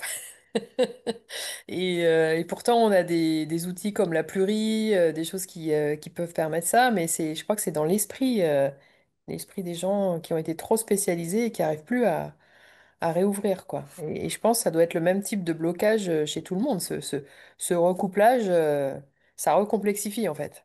Ouais, et alors je pense aussi, nous, on a une difficulté supplémentaire, c'est que on n'a pas un public d'élèves qui est issu du milieu agricole, et voire même à l'inverse, qui en est très éloigné. Et donc, en fait, quand ils arrivent en seconde, on est obligé de reprendre les bases, des bases, des bases, des bases. Et je ne veux pas dire qu'il y a un an de retard, mais c'est vrai que cette acculturation-là, elle est déjà pas simple. Et euh, si on cadre pas dès le début, et si on cloisonne pas justement les enseignements pour bien leur faire comprendre, tu vois, c'est compliqué de partir dans tous les sens dès le début, de leur dire, regardez, tout est complexe, et il y a Ouais. beaucoup d'interactions, et donc du coup, on reste cadré. Enfin, moi, j'ai vraiment l'impression que quand je récupère en stage des premières, que parfois, enfin, on est enfin, moi, je m'attends à bien mieux en rentrée de première, tu vois. Mais c'est parce Hmm. qu'en fait, ils ont passé une année à faire à travailler que des bases, quoi. En fait, il faut que tout le monde refasse ses gammes avant qu'on ait Mm. accès à la symphonie, quoi. En gros, c'est ça. Voilà, Symphonie du c'est ça. complexe, si je peux Ouais. utiliser une métaphore. Vincent nous écrit, à Fouesnant, nous arrivons à recalculer les éléments par atelier. Notre DEA est ouvert, les salariés aussi. On fait les calculs avec les élèves. Ouais, alors, moi aussi, je fais je refais les calculs par atelier, mais en fait, c'est que je trouve que c'est que parfois, c'est pas du tout. Il y a beaucoup de choses en fait On a, si tu veux, les marges. On peut faire les marges brutes à l'hectare, c'est facile. Les marges brutes par la vache, c'est facile. Mais c'est que du coup, tout l'intérêt des décisions systémiques qu'on prend euh, et les intérêts économiques, en fait, ils sont pas quantifiables et ça n'intéresse pas. C'est peut-être plutôt comme ça qu'il faudrait le voir. Hmm. C'est que, euh, c'est que voilà, remplacer en termes d'organisation du travail, de temps de travail, tout d'un coup, au dernier moment, on remplace une culture, c'est un vrai pari, c'est une vraie décision super stratégique. Mais en fait, ce qui va être vu à la fin, c'est la marge brute à l'hectare du maïs que tu fais derrière ton bouteille. Tu vois. C'est pas tant le désherbage que tu as économisé, l'apport aux animaux, voilà, c'est plutôt ça. Ouais, c'est toujours pareil, quoi. Et donc, Vincent nous dit, après, ça dépend beaucoup des caractères des enseignants et de l'investissement de chacun. Ben, c'est vrai que, en fait, comment est-ce qu'on forme des enseignants à l'appréhension du complexe et à la pédagogie du complexe, quoi, hein, Et Maxime dit, je suis d'accord avec Simon, il manque souvent les bases pour comprendre les interactions, même avec un public de BTS. Mm. Et Maxime, tu as besoin de préciser de vive voix ou si ton micro marche?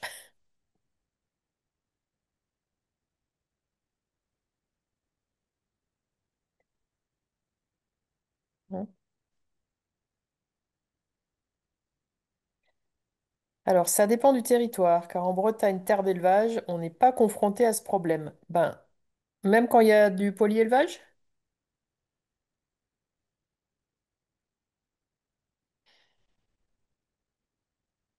Et Vincent, je voulais invoquer aussi la spécialisation pédagogique et la nécessité de davantage décloisonner les enseignements. Il y a Sylvie aussi qui lève la main. Ouais, Vas-y, Sylvie. pour suggérer une formation de prof en transition agroécologique et pas seulement en agronomie, en compta ou en, en agro.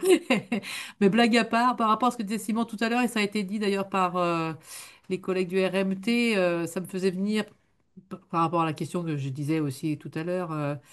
En fait, ça vaudrait le coup d'avoir des moments, peut-être pas des jeux sérieux, mais de se prendre le temps, ça peut être en pluri, mais de simuler des aléas. Parce que ce qui fait que des moments on bloque sur la marge brute par tête de vache ou je sais pas trop quoi, enfin à un moment donné, c'est aussi la difficulté à se projeter dans un futur qui est pas si lointain.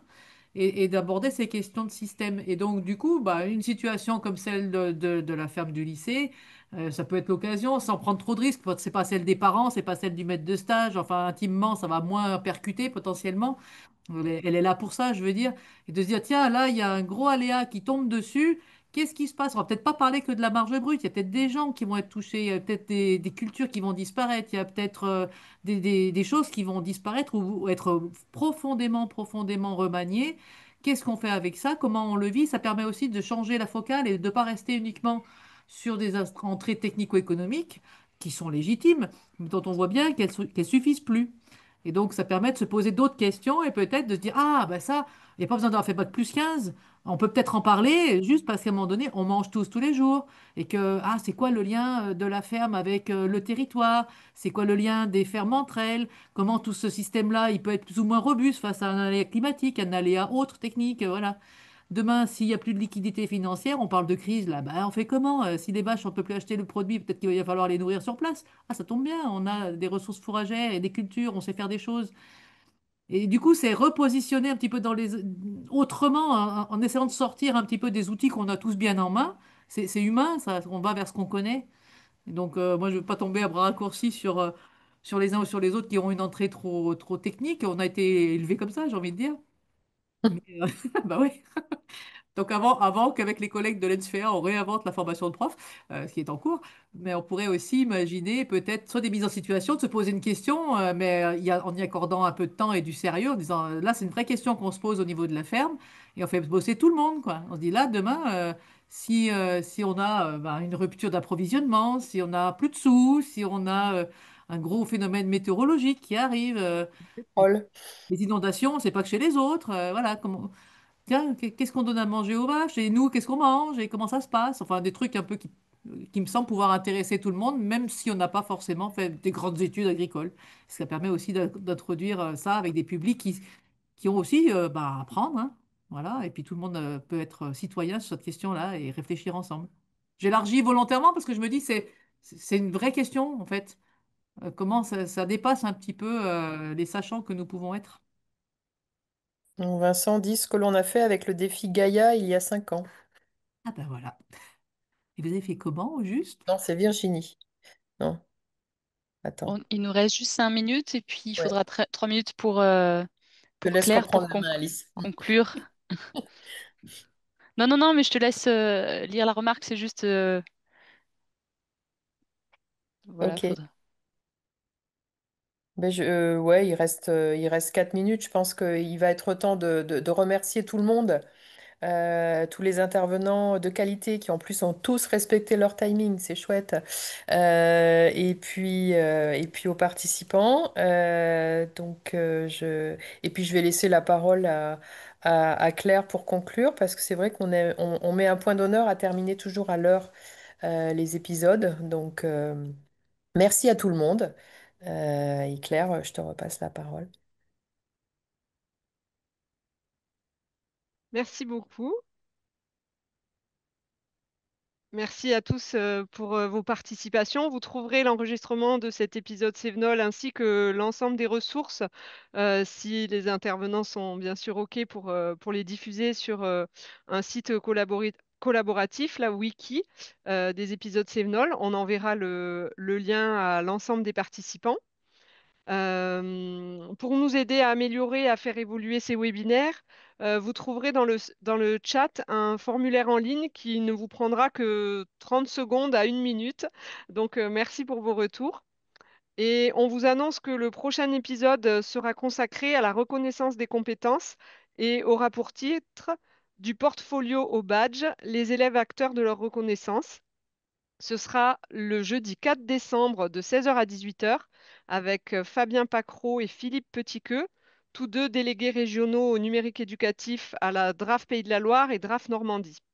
Voilà, un dernier conseil, inscrivez-vous via notre liste de diffusion pour ne rater aucun épisode de ces webinaires et n'hésitez pas à en parler autour de vous.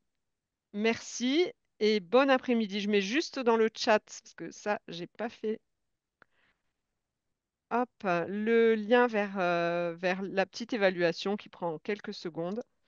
Et sinon, vous la retrouverez dans le message avec l'ensemble des ressources et le replay. Merci à chacun et à chacune.